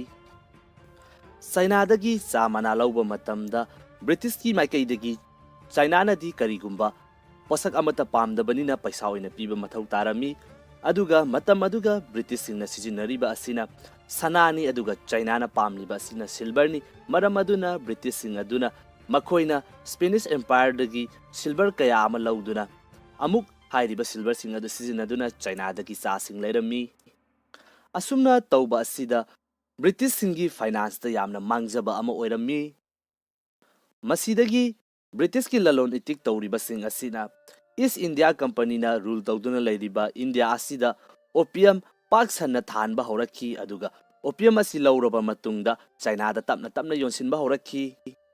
asumna asum chatharakpana China da laiba miyoi lak kaya ama nongmagi opium asida edik shuba horakhi China gi ruler na kayarak hanna opium asi thingnabagi damakta thabak thawam kaya ama lokhatkhi adubu ꯑꯩꯈꯣꯏꯅ ꯉꯁꯤ ꯑꯩꯈꯣꯏꯒꯤ ꯂꯝꯗꯝ ꯑꯁꯤꯗ U ꯊꯤꯡꯂꯤꯕꯅꯤ ꯍꯥꯏꯗꯨꯅ ꯊꯤꯡꯂꯤꯕꯁꯤ ꯃꯁꯤꯒ ꯃꯥꯟꯅꯕ ꯃꯑꯣꯡ ꯑꯃꯗ ꯑꯣꯏꯅ ꯊꯣꯛꯈꯤ ꯃꯇꯝ ꯑꯗꯨꯗ ꯂꯩꯔꯤꯕ ꯆꯥꯏꯅꯥꯒꯤ ꯄꯣꯄꯨꯂꯦꯁꯟ ꯑꯗꯨꯒꯤ ꯑꯌꯥꯝꯕ ꯁꯔꯨꯛꯇꯤ ꯕ꯭ꯔꯤꯇꯤꯁꯅ ꯊꯥꯖꯤꯜꯂꯛꯂꯤꯕ ꯑꯣꯄꯤꯌꯝ ꯑꯁꯤꯒꯤ ꯚꯤꯛꯇꯤꯝ ꯑꯣꯏꯕꯅ ꯑꯗꯨꯃꯛ ꯍꯦꯟꯖꯤꯜꯂꯛꯄꯅ ꯃꯔꯝ ꯑꯣꯏꯗꯨꯅ ꯃꯇꯝ ꯑꯗꯨꯒꯤ ꯂꯩꯔꯤꯕ ꯆꯥꯏꯅꯤꯁ ꯔꯨꯂꯔ ꯑꯗꯨꯅ ꯌꯥꯝꯅ ꯆꯥꯎꯕ ꯈꯣꯡꯊꯥꯡ ꯑꯃ ꯂꯧꯈꯠꯂꯛꯈꯤ ꯃꯍꯥꯛꯀꯤ ꯂꯥꯟꯃꯤꯁꯤꯡ ꯀꯦꯟꯇꯟꯗ ꯊꯥꯗꯨꯅ ꯃꯐꯝ ꯑꯗꯨꯗ opium karbar tawriba amasung opium gi leiramba stock sing adu loinamak mai thadokhi aduga hairiba karbar tawriba miyoi sing asi karigumba makhata na tawba taragadi sibagi dandi pigani haiduna athingba thamjinki British singi opium gi stock kaya ama mai thadoktuna paisa kaya ama manganba asida makoi gi mangkriba opium sing adu gi paisa China na British sing da singadabani haiduna China gi mathakta British na lan tawsilakhi matam aduda malemgi khwaidagi advance oiriba British ki navy sing adu laktuna China ga lanthingnaduna yamna laina China asi British na maithiba piki hairiba lanpham asibuni aikoina the first opium war of 1839 haina khangnariba asi masigi matungda 1842 da British government amasung China gi leiriba government ani dugi marakta Treaty of Nanking sign tawki Treaty asigi matung inna Hong Kong hairiba island asi China gi makuttagi British na lawki mathangda Canton asi nattaba atopa maphamari amagasu opium asi trade tawnabagi damakta hangdo hanki mamangda China gi akhanaba miyoi khara khaktana British singa trade tawba yaramba asisu treaty asidagi di loinamak lawthokhi lan asi maithirabanina China na UK da paisa kaya amasu war reparation oina pay tawki matam kharagi matungda 1856 ta amuk British singna porakpa opium sing thingi haibagi wahaudagi ani suba opium war amuk thorakhi lanfam asida British khaktana tana French su British ki misangda changduna China ga lanthengnathi lanfam asida British ki lanmisingna China gi ningthau konung tamna yausilakhi aduga konung asi mai thadoklamki hairiba asi China gi sahi lising kaya gi history da atopa lanmi ama laktuna makhoi gi ningthau konung tamna asumna changlaktuna mai thaba asi ahan bani mathangda mu Sino-French War 1884 da thorakhi lanfam asi da su China France gi makhutta maiti ki masigi matungda matam amada yamna pikpa yamna sonba country ama oina leiramba Japan asina fauba China da attack tawduna First Sino-Japanese War asida China bu maithiba piki lanfam asida maithiba khaktanatna hairiba country sing asina China ga unequal oiba treaty kaya amas namdana sign tawhanki masida sunattana paisa kaya amasu lan maithiba gi country sing asina lobiki masigi manungda country kaya amadi China ga lan tawdabida makogi forcing asi puduna laklaga China da kihanduna treaty sing sign tawhanbasu yauribani hairiba unequal oiba treaty kaya asina maram oiduna China gi leiramba mafam kaya ama hairiba country sing asigi control da laiki mapan thangba Manchuria gi jaga sing asijana Russian Empire na control tawrami Germany na Jiaozhou Bay asi control tawi Hong Kong asina Great Britain gi makutta Zhejiang asina France ta aduga Macau na Portugal gi makutta trade tawnanabagi damakta pamdana China na pithoklami ngasi ekoina Taiwan haina khangnariba mafam amasung Dalian asisu Japan na capture tawsinki asumna changsilakliba country sing asina China gi leiriba mafam sing asi magi haiduna jaga khaidoknaduna makoina sijinaningba maongda sina leirami foreign relation amasung trade ki leiriba hiram asida China gi ningthaugi khuttagi nanthokirami aduga nauna changsilagliba Western countries sing asina mapung fana dominate tawki sphere of influence mangkiba khaktanatana matam asida China's physical oiba territory kaya amasu atopa countries singna China-dagi lausinbikhi. Asumna asum makha chatharakpana China asi lairiba countries sing asigi makhada noma-nomagi adumak namthaduna lairakhi. 1899-1901 swagi matam asida China-da rebel ama haurakhi. Hairiba rebel asi Boxer Rebellion haina khangnai. China-gi khungang kaya amada laiba martial art haiba miyosing kaya ama punsinduna China-gi lairiba ningthau asi amuka hana mapangan kan khadhanba aduga China-da changsilakliba atopa foreign country dagi lakliba power sing asibu China-dagi taktokhiba haiba pandam asida yamna kana honarakhi. Hairiba rebellion asi namthanabagi damakta country nipana alliance semduna makoigi forcing tharakhi. Hairiba country sing adudi British Empire, Russia, Japan, France, German Empire, United States, Italy, amasung Austria-Hungary ni. Forcing asina punsinaduna Boxer Rebellion asi maipakna namthaki. Masigi matungda amukasu hanna masigi damakta China-dagi hairiba country sing asina silver coin kaya ama lawiki. Masidagi European countries sing asina China-da makoina onsinnaduna khanaba asi makoigi mangjaba oigeni haiba khanglakpadagi makoigi influence asi hanthahanduna trade na singba asida oina focus tawba horakhi.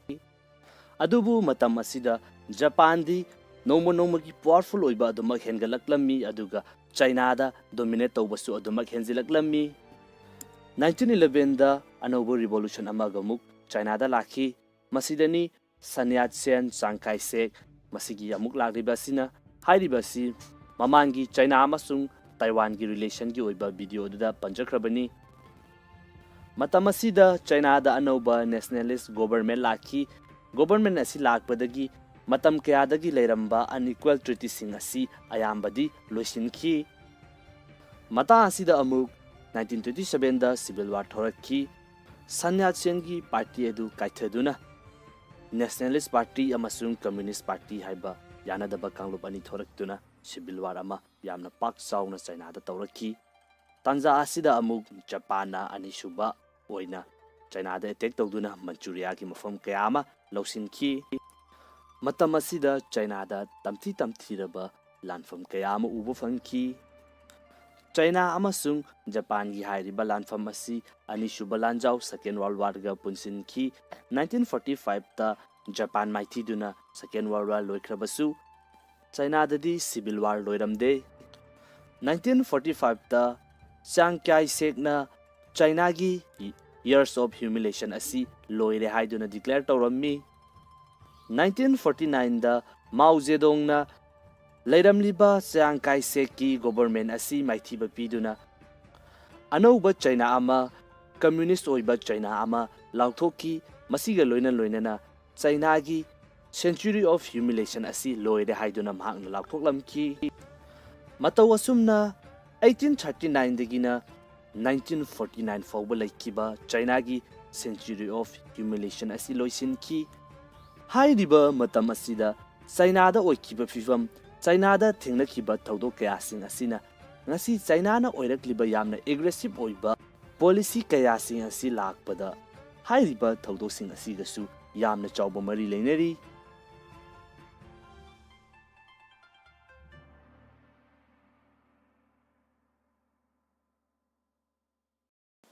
Hojik leiriba matam asida hiram amada natragana amada China-gi aggressive oiba mataw asi aikoina adumak uba fangi. China-gi asigumlaba policy mong mataw asi oirakpagi maram kaya ama pinari. Ngasi China-na asumna oirakliba asida yamna chawba impact ama yaukhiba China-gi puwarigi tangkak ama yengbinasi. Hairiba tangkak adudi China's century of humiliation. China hairiba country asisu matam amada atopa country gumna imperial dynasty singna rule tawduna leirammi. 17th century gi matamda China asi Qing Dynasty na rule tawduna leirammi aduga makoigi kingdom asi aduki matik pak sauna sandoktuna leirammi. Matam aduda British singna khudol pot kaya amaga loinana matam aduda paliba China gi ningthau aduda China amasung Britain gi marakta lalon itik tawnabagi damakta ꯍꯥꯏꯖꯕ ꯂꯥꯛꯂꯝꯃꯤ꯫ ꯃꯁꯤꯒꯤ ꯄꯥꯈꯨꯝ ꯑꯣꯏꯅ ꯆꯥꯏꯅꯥꯒꯤ ꯂꯩꯔꯤꯕ ꯅꯤꯡꯊꯧ ꯑꯗꯨꯅ China ꯑꯁꯤꯗꯤ ꯁ꯭ꯋꯔꯒꯒꯨꯝꯕ ꯂꯝꯗꯝꯅꯤ, ꯃꯈꯣꯏꯗ ꯑꯋꯥꯠꯄ ꯑꯃꯠꯇ ꯂꯩꯇꯦ, ꯑꯗꯨꯒ ꯕ꯭ꯔꯤꯇꯦꯟ ꯑꯃꯁꯨꯡ ꯌꯨꯔꯣꯞꯀꯤ ꯂꯩꯔꯤꯕ ꯀꯟꯇ꯭ꯔꯤꯁꯤꯡ ꯑꯁꯤꯗꯒꯤ ꯔꯤꯁꯣꯔꯁ ꯑꯃꯠꯇ ꯆꯥꯏꯅꯥꯅ ꯂꯧꯕ ꯌꯥꯕ ꯑꯃꯠꯇ ꯂꯩꯇꯦ꯫ ꯃꯁꯤ ꯍꯥꯏꯗꯨꯅ 1792ꯗ ꯏꯪꯂꯦꯟꯗꯒꯤ ꯀꯤꯡ ꯖꯣꯔꯖ ꯊꯥꯔꯗꯅ ꯊꯥꯔꯛꯈꯤꯕ ꯄ꯭ꯔꯄꯣꯖꯦꯜ ꯑꯗꯨ ꯆꯥꯏꯅꯥꯒꯤ ꯑꯦꯝꯄꯔꯔꯅ ꯔꯤꯖꯦꯛ ꯇꯧꯈꯤ꯫ ꯃꯁꯤ ꯄꯨꯝꯅꯃꯛ ꯑꯁꯤ ꯂꯩꯖꯕ ꯇꯥꯔꯒꯁꯨ ꯃꯇꯝ ꯑꯗꯨꯗ ꯆꯥꯏꯅꯥꯒꯤ ꯃꯐꯝ ꯑꯃꯗꯤ ꯑꯇꯣꯞꯄ ꯐꯣꯔꯦꯟꯒꯤ ꯑꯣꯏꯕ ꯀꯟꯇ꯭ꯔꯤꯁꯤꯡ ꯑꯁꯤ ꯂꯥꯛꯇꯨꯅ ꯂꯂꯣꯟ ꯏꯇꯤꯛ ꯇꯧꯕ ꯌꯥꯕ ꯃꯐꯝ ꯑꯃ ꯂꯩ꯫ ꯃꯐꯝ ꯑꯗꯨꯗꯤ ꯀꯦꯟꯇꯣꯟ, ꯆꯥꯏꯅꯤꯁꯁꯤꯡꯅ ꯒ꯭ꯋꯥꯟꯖꯥꯎ ꯍꯥꯏꯅ ꯈꯪꯅꯕ ꯃꯐꯝ ꯑꯁꯤꯅꯤ꯫ ꯃꯐꯝ ꯑꯁꯤꯗꯁꯨ ꯑꯇꯣꯞꯄ ꯃꯤꯑꯣꯏ ꯑꯃꯍꯦꯛ ꯂꯥꯛꯇꯨꯅ ꯃꯐꯝ ꯑꯁꯤꯗ ꯂꯂꯣꯟ ꯏꯇꯤꯛ ꯇꯧꯕ ꯌꯥꯗꯦ, ꯑꯈꯟꯅꯕ ꯆꯥꯏꯅꯥꯒꯤ ꯃꯤꯑꯣꯏ ꯈꯔ ꯃꯈꯣꯏꯅ ꯇꯧꯒꯗꯕꯅꯤ꯫ ꯑꯁꯨꯝꯅ ꯃꯐꯝ ꯑꯃꯗ ꯈꯛꯇ ꯕ꯭ꯔꯤꯇꯤꯁꯁꯤꯡ ꯑꯁꯤꯅ ꯂꯂꯣꯟ ꯏꯇꯤꯛ ꯇꯧꯕ ꯌꯥꯕ ꯑꯁꯤꯗ ꯃꯈꯣꯏ ꯌꯥꯝꯅ ꯄꯦꯜꯂꯝꯗꯦ꯫ ꯆꯥꯏꯅꯥꯒꯤ ꯂꯩꯔꯤꯕ ꯁꯔꯀꯥꯔ ꯑꯗꯨꯗ ꯑꯇꯣꯞꯄ ꯃꯐꯝꯁꯤꯡꯁꯨ ꯂꯂꯣꯟ ꯏꯇꯤꯛ ꯇꯧꯕ ꯌꯥꯅꯕꯒꯤꯗꯃꯛꯇ ꯌꯥꯝꯅ ꯀꯟꯅ ꯇꯛꯇꯨꯅ ꯂꯥꯛꯈꯤ꯫ ꯑꯗꯨꯕꯨ ꯃꯇꯝ ꯑꯗꯨꯒꯤ ꯆꯥꯏꯅꯥꯒꯤ ꯂꯩꯔꯤꯕ ꯁꯤꯁꯇꯦꯝ ꯑꯗꯨꯅ ꯀꯩꯗꯧꯅꯨꯡꯗ ꯌꯥꯈꯤꯗꯦ꯫ ꯃꯇꯝ ꯑꯗꯨꯗ ꯆꯥꯏꯅꯥ ꯑꯃꯁꯨꯡ ꯕ꯭ꯔꯤꯇꯤꯁꯀꯤ ꯃꯔꯛꯇ ꯂꯂꯣꯟ ꯏꯇꯤꯛ ꯇꯧꯔꯝꯂꯤꯕ ꯑꯁꯤ ꯆꯥ ꯃꯅꯥꯅꯤ꯫ ꯕ꯭ꯔꯤꯇꯤꯁꯁꯤꯡꯅ ꯆꯥꯏꯅꯥꯗꯒꯤ ꯆꯥ ꯃꯅꯥ ꯑꯁꯤ ꯑꯗꯨꯛꯀꯤ ꯃꯇꯤꯛ ꯌꯥꯝꯂꯕ ꯆꯥꯡꯗ ꯂꯧꯏ꯫ ꯆꯥꯏꯅꯥꯗꯒꯤ ꯆꯥ ꯃꯅꯥ ꯂꯧꯕ ꯃꯇꯝꯗ ꯕ꯭ꯔꯤꯇꯤꯁꯀꯤ ꯃꯥꯏꯀꯩꯗꯒꯤ ꯆꯥꯏꯅꯥꯅꯗꯤ ꯀꯔꯤꯒꯨꯝꯕ ꯄꯣꯠꯁꯛ ꯑꯃꯠꯇ ꯄꯥꯝꯗꯕꯅꯤꯅ ꯄꯩꯁꯥ ꯑꯣꯏꯅ ꯄꯤꯕ ꯃꯊꯧ ꯇꯥꯔꯝꯃꯤ꯫ ꯑꯗꯨꯒ ꯃꯇꯝ ꯑꯗꯨꯒ ꯕ꯭ꯔꯤꯇꯤꯁꯁꯤꯡꯅ ꯁꯤꯖꯤꯟꯅꯔꯤꯕ ꯑꯁꯤꯅ ꯁꯅꯥꯅꯤ, ꯑꯗꯨꯒ ꯆꯥꯏꯅꯥꯅ ꯄꯥꯝꯂꯤꯕ ꯑꯁꯤꯅ ꯁꯤꯜꯚꯔꯅꯤ꯫ ꯃꯔꯝ ꯑꯗꯨꯅ ꯕ꯭ꯔꯤꯇꯤꯁꯁꯤꯡ ꯑꯗꯨꯅ ꯃꯈꯣꯏꯅ ꯁ꯭ꯄꯦꯅꯤꯁ ꯑꯦꯝꯄꯥꯌꯔꯗꯒꯤ ꯁꯤꯜꯚꯔ ꯀꯌꯥ ꯑꯃ ꯂꯧꯗꯨꯅ ꯑꯃꯨꯛ ꯍꯥꯏꯔꯤꯕ ꯁꯤꯜꯚꯔꯁꯤꯡ ꯑꯗꯨ ꯁꯤꯖꯤꯟꯅꯗꯨꯅ ꯆꯥꯏꯅꯥꯗꯒꯤ ꯆꯥꯁꯤꯡ ꯂꯩꯔꯝꯃꯤ꯫ ꯑꯁꯨꯝꯅ ꯇꯧꯕ ꯑꯁꯤꯗ ꯕ꯭ꯔꯤꯇꯤꯁꯁꯤꯡꯒꯤ ꯐꯥꯏꯅꯥꯟꯁꯇ ꯌꯥꯝꯅ ꯃꯥꯡꯖꯕ ꯑꯃ ꯑꯣꯏꯔꯝꯃꯤ꯫ ꯃꯁꯤꯗꯒꯤ ꯕ꯭ꯔꯤꯇꯤꯁꯀꯤ ꯂꯂꯣꯟ ꯏꯇꯤꯛ ꯇꯧꯔꯤꯕꯁꯤꯡ ꯑꯁꯤꯅ ꯏꯁ ꯏꯟꯗꯤꯌꯥ ꯀꯝꯄꯅꯤꯅ ꯔꯨꯜ ꯇꯧꯗꯨꯅ ꯂꯩꯔꯤꯕ ꯏꯟꯗꯤꯌꯥ ꯑꯁꯤꯗ ꯑꯣꯄꯤꯌꯝ ꯄꯥꯛ ꯁꯟꯅ ꯊꯥꯟꯕ ꯍꯧꯔꯛꯈꯤ, ꯑꯗꯨꯒ ꯑꯣꯄꯤꯌꯝ ꯑꯁꯤ ꯂꯧꯔꯕ ꯃꯇꯨꯡꯗ ꯆꯥꯏꯅꯥꯗ ꯇꯞꯅ ꯇꯞꯅ ꯌꯣꯟꯁꯤꯟꯕ ꯍꯧꯔꯛꯈꯤ꯫ ꯑꯁꯨꯝꯅ ꯆꯠꯊꯔꯛꯄꯅ ꯆꯥꯏꯅꯥꯗ ꯂꯩꯕ ꯃꯤꯑꯣꯏ ꯂꯥꯛ ꯀꯌꯥ ꯑꯃ ꯅꯣꯡꯃ ꯅꯣꯡꯃꯒꯤ ꯑꯣꯄꯤꯌꯝ ꯑꯁꯤꯗ ꯑꯦꯗꯤꯛ ꯆꯨꯕ ꯍꯧꯔꯛꯈꯤ꯫ ꯆꯥꯏꯅꯥꯒꯤ ꯔꯨꯂꯔꯅ ꯀꯌꯥꯔꯛ ꯍꯟꯅ ꯑꯣꯄꯤꯌꯝ ꯑꯁꯤ ꯊꯤꯡꯅꯕꯒꯤꯗꯃꯛꯇ ꯊꯕꯛ ꯊꯧꯔꯝ ꯀꯌా ꯑꯃ ꯂꯧꯈꯠꯈꯤ꯫ ꯑꯗꯨꯕꯨ ꯑꯩꯈꯣꯏꯅ ꯉꯁꯤ ꯑꯩꯈꯣꯏꯒꯤ ꯂꯝꯗꯝ ꯑꯁꯤꯗ ꯌꯨ ꯊꯤꯡꯂꯤꯕꯅꯤ ꯍꯥꯏꯗꯨꯅ ꯊꯤꯡꯂꯤꯕꯁꯤ ꯃꯁꯤꯒ ꯃꯥꯟꯅꯕ ꯃꯑꯣꯡ ꯑꯃꯗ ꯑꯣꯏꯅ ꯊꯣꯛꯈꯤ꯫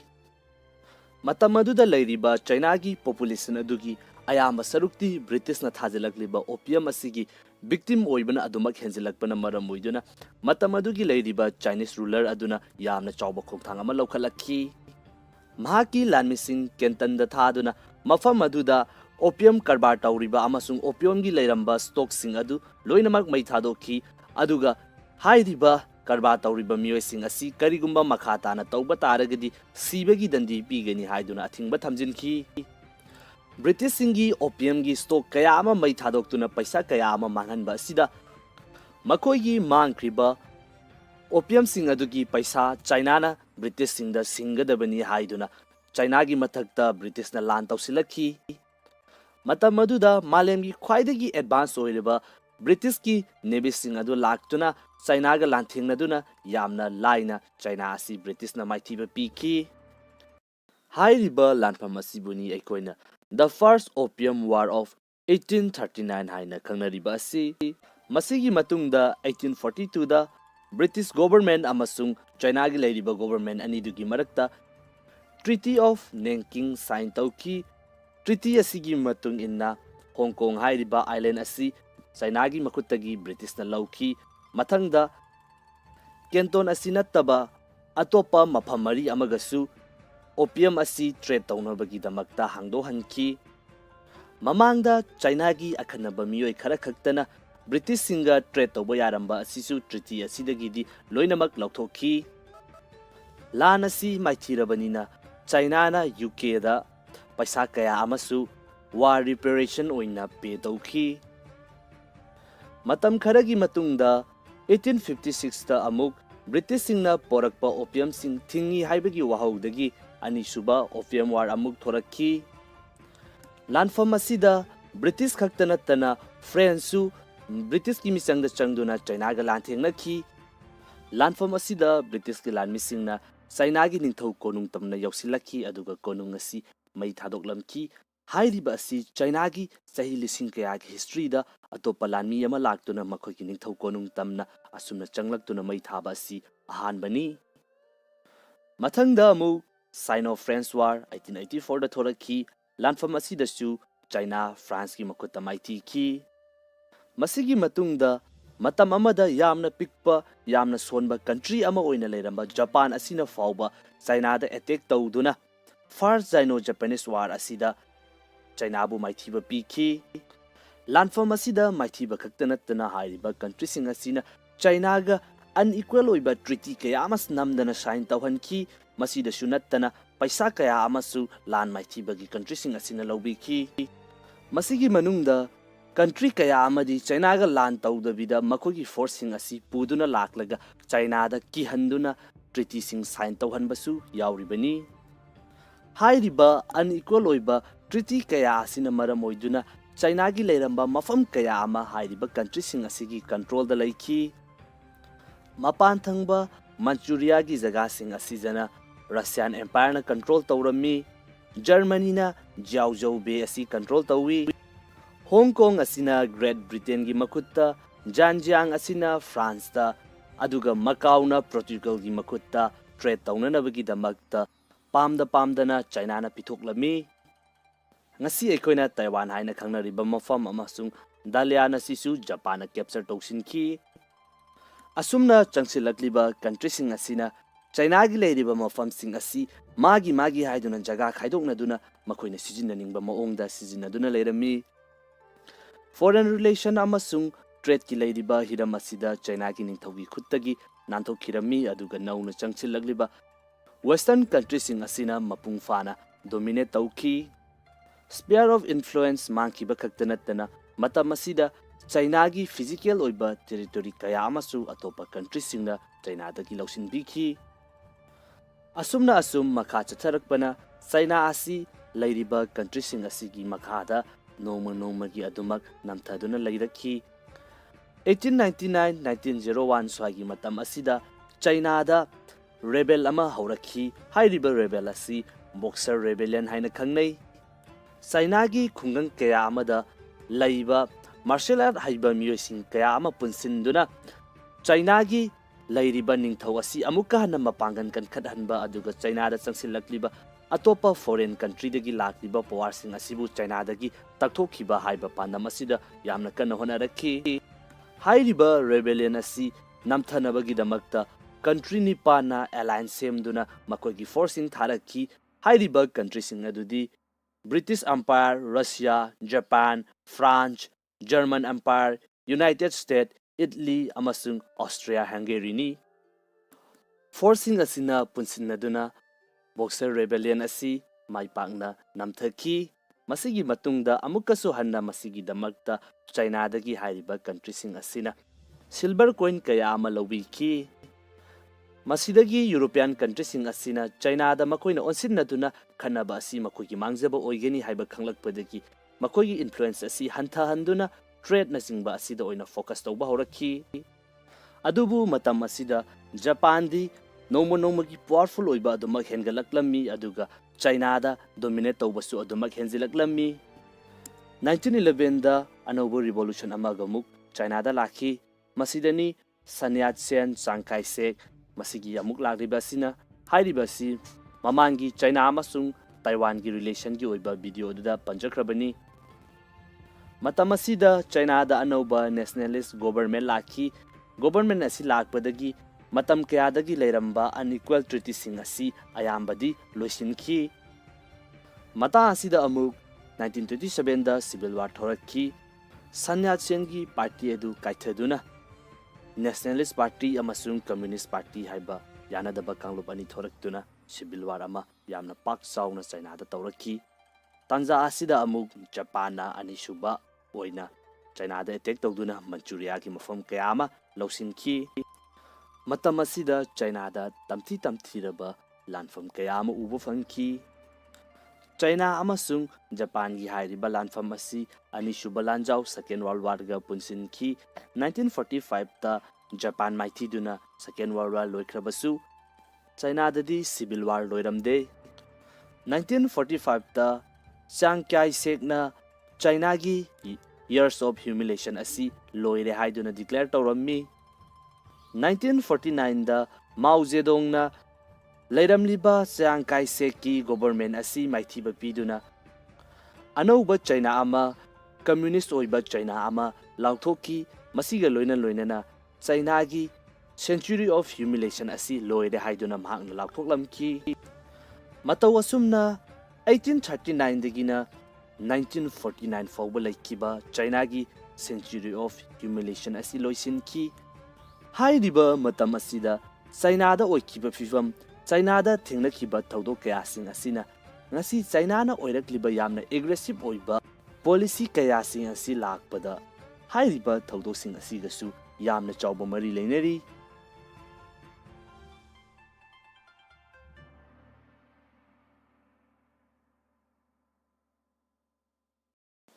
Hauzik leiriba matam asida hiram amada natragana amada China gi aggressive oiba matau asi aikoina adumak uba fangi. China gi asigumlaba policy mong matau asi oirakpagi maram kaya ama pinari. Ngasi China na asumna oirakliba asida yamna chawba impact ama yaukhiba China gi puwari gi tangkak ama yengbinasi. Hairiba tangkak adudi China's Century of Humiliation.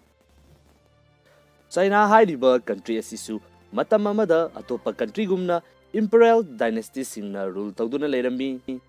17th century gi matamda China asi Qing Dynasty na rule tawduna leirammi aduga makhogi kingdom asi aduki matik pak sauna sandoktuna leirammi.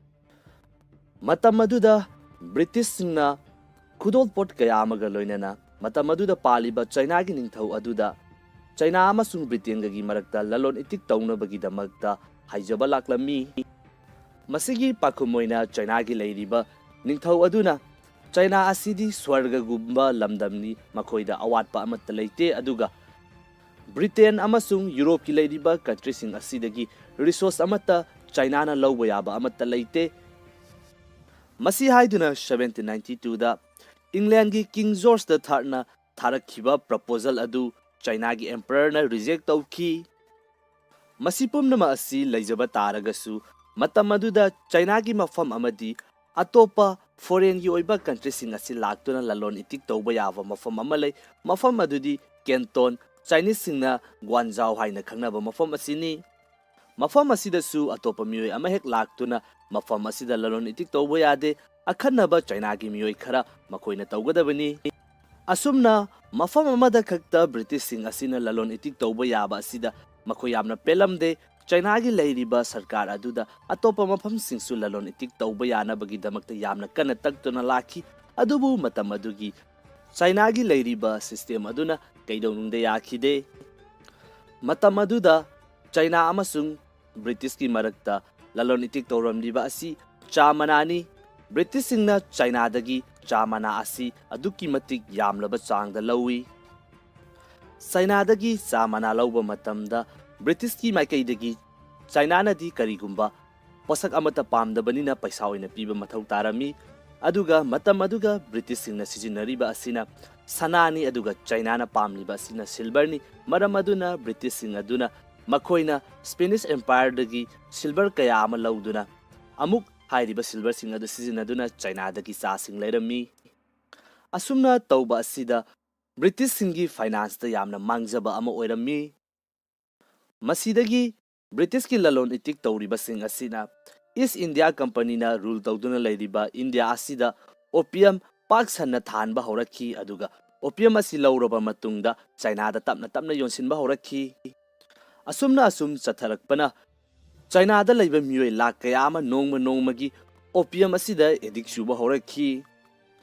China gi ruler na kayarak hanna opium asi thingnabagi damakta thabak thawam kaya ama laukhatkhi adubu aikoina ngasi aikogi lamdam asida yu thinglibani haiduna thinglibasi masiga manaba mong amada oina thokhi. Matam aduda leiriba China gi population adugi ayamba sarukti British na thajalakliba opium asigi victim oibana adumak henjilakpana maram oiduna matam adugi leiriba Chinese ruler aduna yamna chawba khongthang ama laukhalakhi.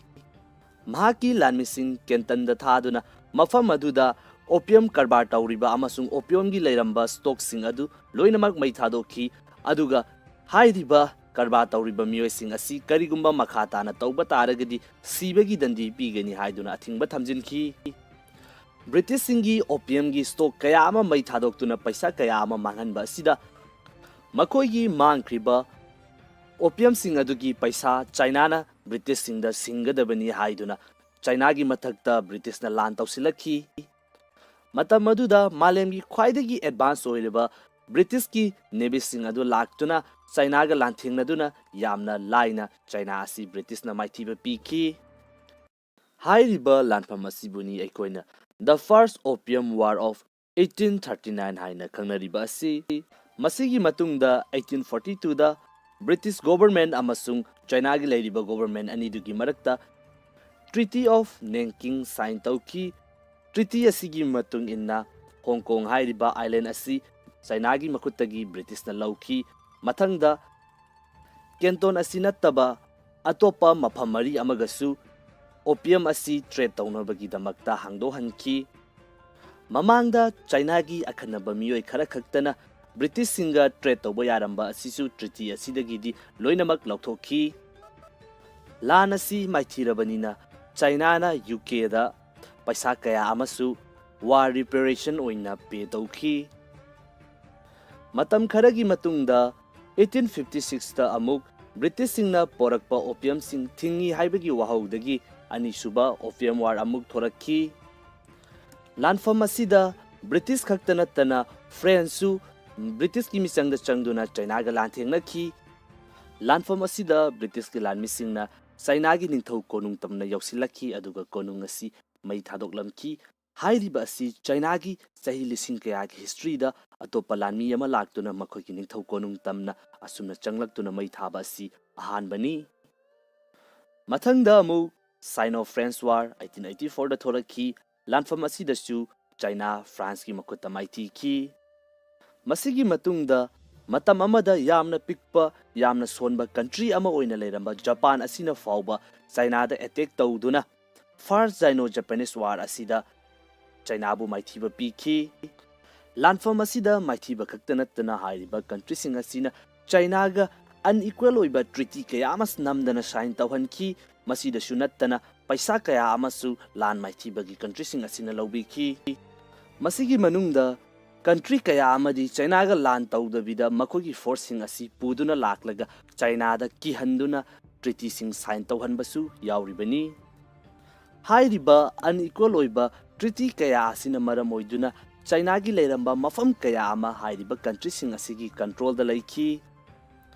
mapan thangba Manchuria gi jaga sing asijana Russian Empire na control tawrami Germany na Jiaozhou Bay asi control tawi Hong Kong asina Great Britain gi makutta Zhejiang asina France ta aduga Macau na Portugal gi makutta trade tawnanabagi damakta pamdana China na pithoklami ngasi ekoina Taiwan haina khangnariba mafam amasung Dalian asisu Japan na capture tawsinki asumna changsilakliba country sing asina China gi leiriba mafam sing asi magi haiduna jaga khaidoknaduna makoina sijinaningba maongda sijinaduna leirami foreign relation amasung trade ki leiriba hiram asida China gi ningthaugi khuttagi nanthokirami aduga nauna changsilagliba western countries sing asina mapung fana dominate tauki sphere of influence mangkiba khaktanatana matam asida China gi physical oiba territory kaya amasu atopa countries singna China dagi lausin biki asumna asum makha chatharakpana China asi leiriba countries sing asigi makhada noma gi adumak namthaduna leirakhi 1899 1901 swagi matam asida China da rebel ama haurakhi hairiba rebel asi Boxer rebellion haina khangnei China gi khungang kaya amada leiba martial art haiba miyosing kaya ama punsinduna China gi leiriba ningthau asi amuka hana mapangan kan khathanba aduga China da changsilakliba atopa foreign country dagi lakliba power sing asibu China dagi takthokhiba haiba pandam asida yamna kana honarakhi hairiba rebellion asi namthanabagi damakta country ni pana alliance semduna makogi forcing tharakhi hairiba country sing adudi British Empire, Russia, Japan, France, German Empire, United States, Italy, amasung Austria-Hungary ni. Forcing asina punsinnaduna Boxer Rebellion asi maipakna namthaki. Masigi matungda amukkasu hanna masigi damakta China dagi hairiba country sing asina silver coin kaya ama lawiki. Masidagi European country sing asina China da makoina onsinnaduna khanaba asi makoigi mangjaba oigeni haiba khanglakpadagi makoigi influence asi hantha handuna trade na singba asida oina focus tawba horakhi. Adubu matam asida Japan di nongmagi powerful oiba adumak hengalaklammi aduga China da dominate tawbasu adumak henjilaklammi. 1911 da anaubo revolution amagamuk China da lakhi. Masidani Sun Yat-sen, Chiang Kai-shek masigi amuk lakribasina hairibasi mamangi China amasung Taiwan gi relation gi oiba video da panjakrabani. Matamasida China da anauba nationalist government lakhi. Government asi lakpadagi matam kayadagi leiramba unequal treaty sing asi ayambadi loisinki. Mata asida amuk 1927 da civil war thorakhi. Sun Yat-sen gi party edu kaithaduna Nationalist Party amasung Communist Party haiba yanadaba kanglup ani thoraktuna civil war ama yamna pak sauna China da tawrakhi.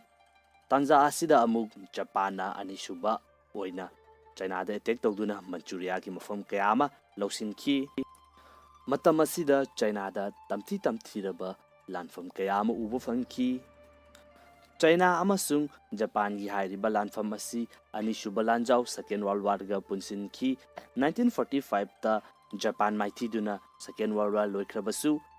China dadi civil war loiramde. 1945 ta Chiang Kai-shek na China gi years of humiliation asi loire haiduna declare tawrammi. 1949 da Mao Zedong na leiramliba Chiang Kai-shek ki government asi maithiba piduna anauba China ama communist oiba China ama lauthoki. Masiga loinana China gi century of humiliation asi loire haiduna mahakna lauthoklamki. Mataw asumna 1839 dagina 1949 fawba laikiba China gi century of humiliation asi loisinki. Hairiba matam asida China da oikiba fifam China da thengnakiba thodok kaya sing asina ngasi China na oirakliba yamna aggressive oiba policy kaya sing asi lakpada hairiba thodosing asigasu yamna chawba mari leinari.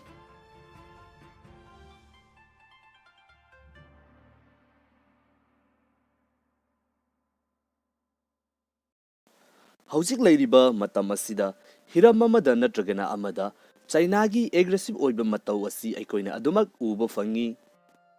China gi asigumlaba policy mong mataw asi oirakpagi maram kaya ama pinari. Ngasi China na asumna oirakliba asida yamna chawba impact ama yaukhiba China gi puwari gi tangkak ama yengbinasi. Hairiba tangkak adudi China's century of humiliation.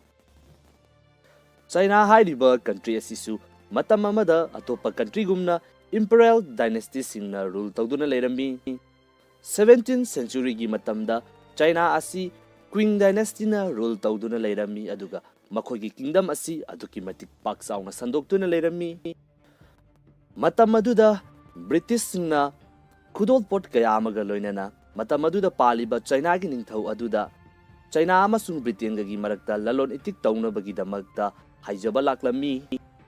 Masigi pakumoina China gi leiriba ningthau aduna China asidi swarga gumba lamdamni makoida awatpa amatta leite aduga Britain amasung Europe ki leiriba country sing asidagi resource amata China na lawba yaba amatta leite. Masi haiduna 1792 da England gi King George III na tharakhiba proposal adu China gi emperor na reject tawki. Masi pumnama asi leijaba taragasu matam aduda China gi mafam amadi atopa foreign gi oiba country sing asi laktuna lalon itik tawba yaba mafam amalai mafam adudi Canton Chinese singna Guangzhou haina khangnaba mafam asini. Mafam asidasu atopa mioi ama hek laktuna mafam asida lalon itik tawba yade akhanaba China gi mioi khara makoina tawgadabani. Asumna mafam amada khakta British sing asina lalon itik tawba yaba asida makhoi yamna pelamde China gi leiriba sarkar aduda atopa mafam singsu lalon itik tawba yana bagi damakta yamna kana taktuna laki adubu matam adugi China gi leiriba system aduna kaidonungde yakhide matam aduda China amasung British ki marakta lalon itik tawramliba asi chamanani British singna China dagi chamana asi aduki matik yamlaba changda lawi China dagi chamana lawba matamda British ki maikai dagi China na di karigumba posak amata pamdabanina paisa oina piba mathau tarami aduga matam aduga British singna sijinariba asina sanani aduga China na pamliba asina silver ni maram aduna British sing aduna makhoina Spanish Empire dagi silver kaya ama lawduna amuk hairiba silver sing adu sijinaduna China dagi sa sing leirami asumna tawba asida British singi finance da yamna mangjaba ama oirami masidagi British ki lalon itik tawriba sing asina East India Company na rule tawduna leiriba India asida opium pak sanna thanba horakhi aduga opium asi lawraba matungda China da tapna tapna yonsinba horakhi asumna asum chatharakpana China da leiba mioi lak kaya ama nongmagi opium asida edik suba horakhi China gi ruler na kayarak hanna opium asi thingnabagi damakta thabak thawang kaya ama lokhatkhi adubu aikhoina ngasi aikogi lamdam asida yu thinglibani haiduna thinglibasi masiga manaba mong amada oina thokhi matam aduda leiriba China gi population adugi ayamba sarukti British na thajalakliba opium asigi victim oibana adumak henjilakpana maram oiduna matam adugi leiriba Chinese ruler aduna yamna chawba khongthang ama lokhalakhi mahaki lanmising Kenton da thaduna mafam aduda opium karbar tawriba amasung opium gi leiramba stock sing adu loinamak mai thadokhi aduga hairiba karbar tawriba mioi sing asi karigumba makhata na tawba taragadi sibagi dandi pigani haiduna athingba thamjinki British singi opium gi stock kaya ama mai thadoktuna paisa kaya ama manganba sida makoi gi mangkriba opium sing adugi paisa China na British singda singadabani haiduna China gi mathakta British na lan tawsilakhi matam aduda malemgi khwaidagi advance oiriba British ki navy sing adu laktuna China ga lanthingnaduna yamna laina China asi British na maithiba pikhi hairiba lanfam asibuni aikoina The First Opium War of 1839 haina khangnariba asi masigi matungda 1842 da British government amasung China gi leiriba government anidugi marakta Treaty of Nanking sign tawki Treaty asigi matung inna Hong Kong hairiba island asi China gi makhutagi British na lawki mathangda Canton asi nattaba atopa maphamari amagasu opium asi trade tawnabagi damakta hangdo hanki mamangda China gi akhanaba mioi khara khaktana British singa trade tawba yaramba asisu treaty asidagi di loinamak lauthokhi lan asi maithirabanina China na UK da paisa kaya amasu war reparation oina pe tawki matam kharagi matungda 1856 ta amuk British singna porakpa opium sing thingi haibagi wahaudagi anisuba Opium War amuk thorakhi lanfam asida British khaktana tana French su British ki misangda changduna China ga lanthengnathi lanfam asida British ki lanmisingna China gi ningthau konung tamna yausilakhi aduga konung asi mai thadoklamki hairiba asi China gi sahi lising kaya gi history da atopa lanmi ama laktuna makhoi gi ningthau konung tamna asumna changlaktuna mai thaba asi ahan bani mathangda amu Sino-French War 1884 da thorakhi lanfam asida su China France ki makuta maiti ki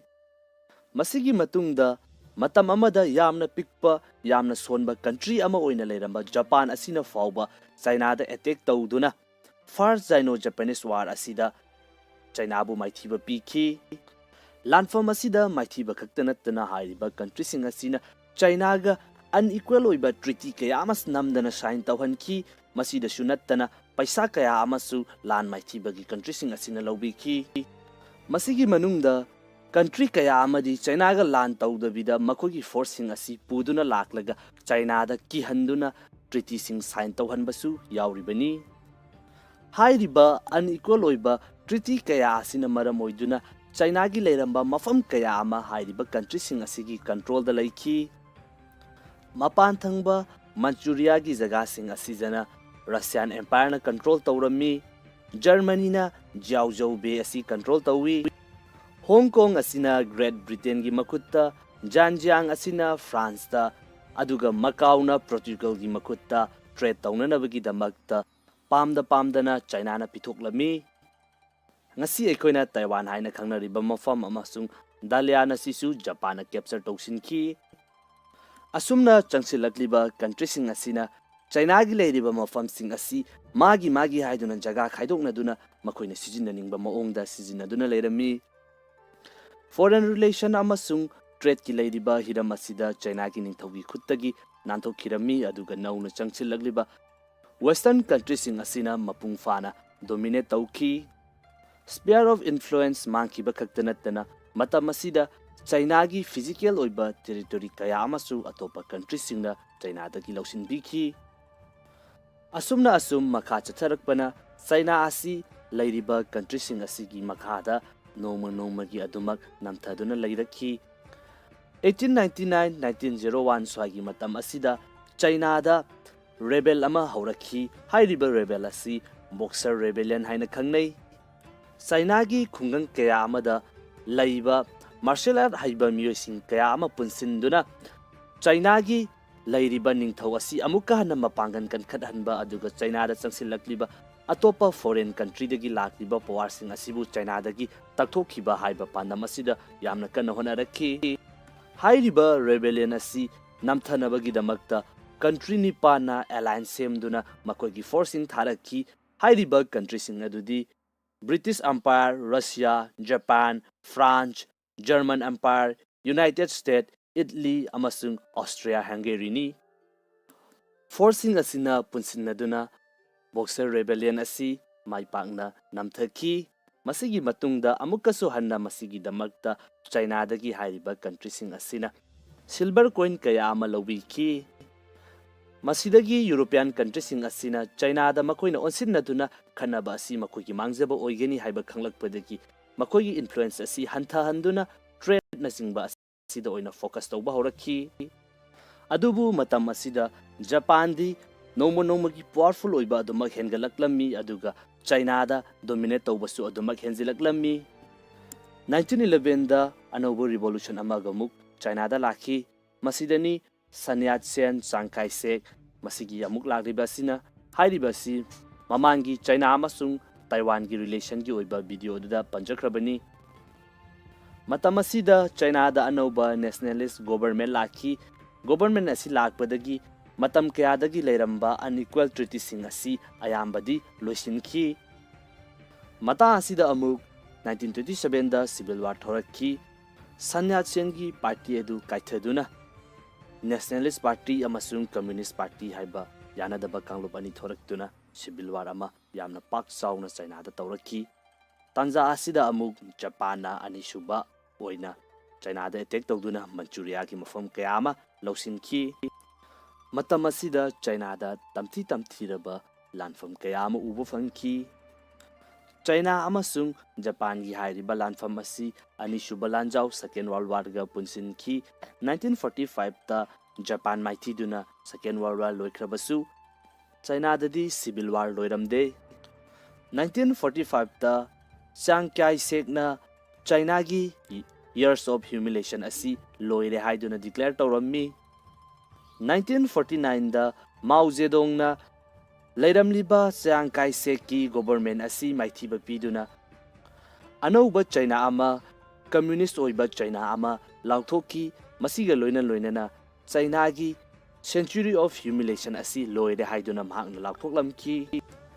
Mataw asumna 1839 dagina 1949 fawba laikiba China gi century of humiliation asi loisinki.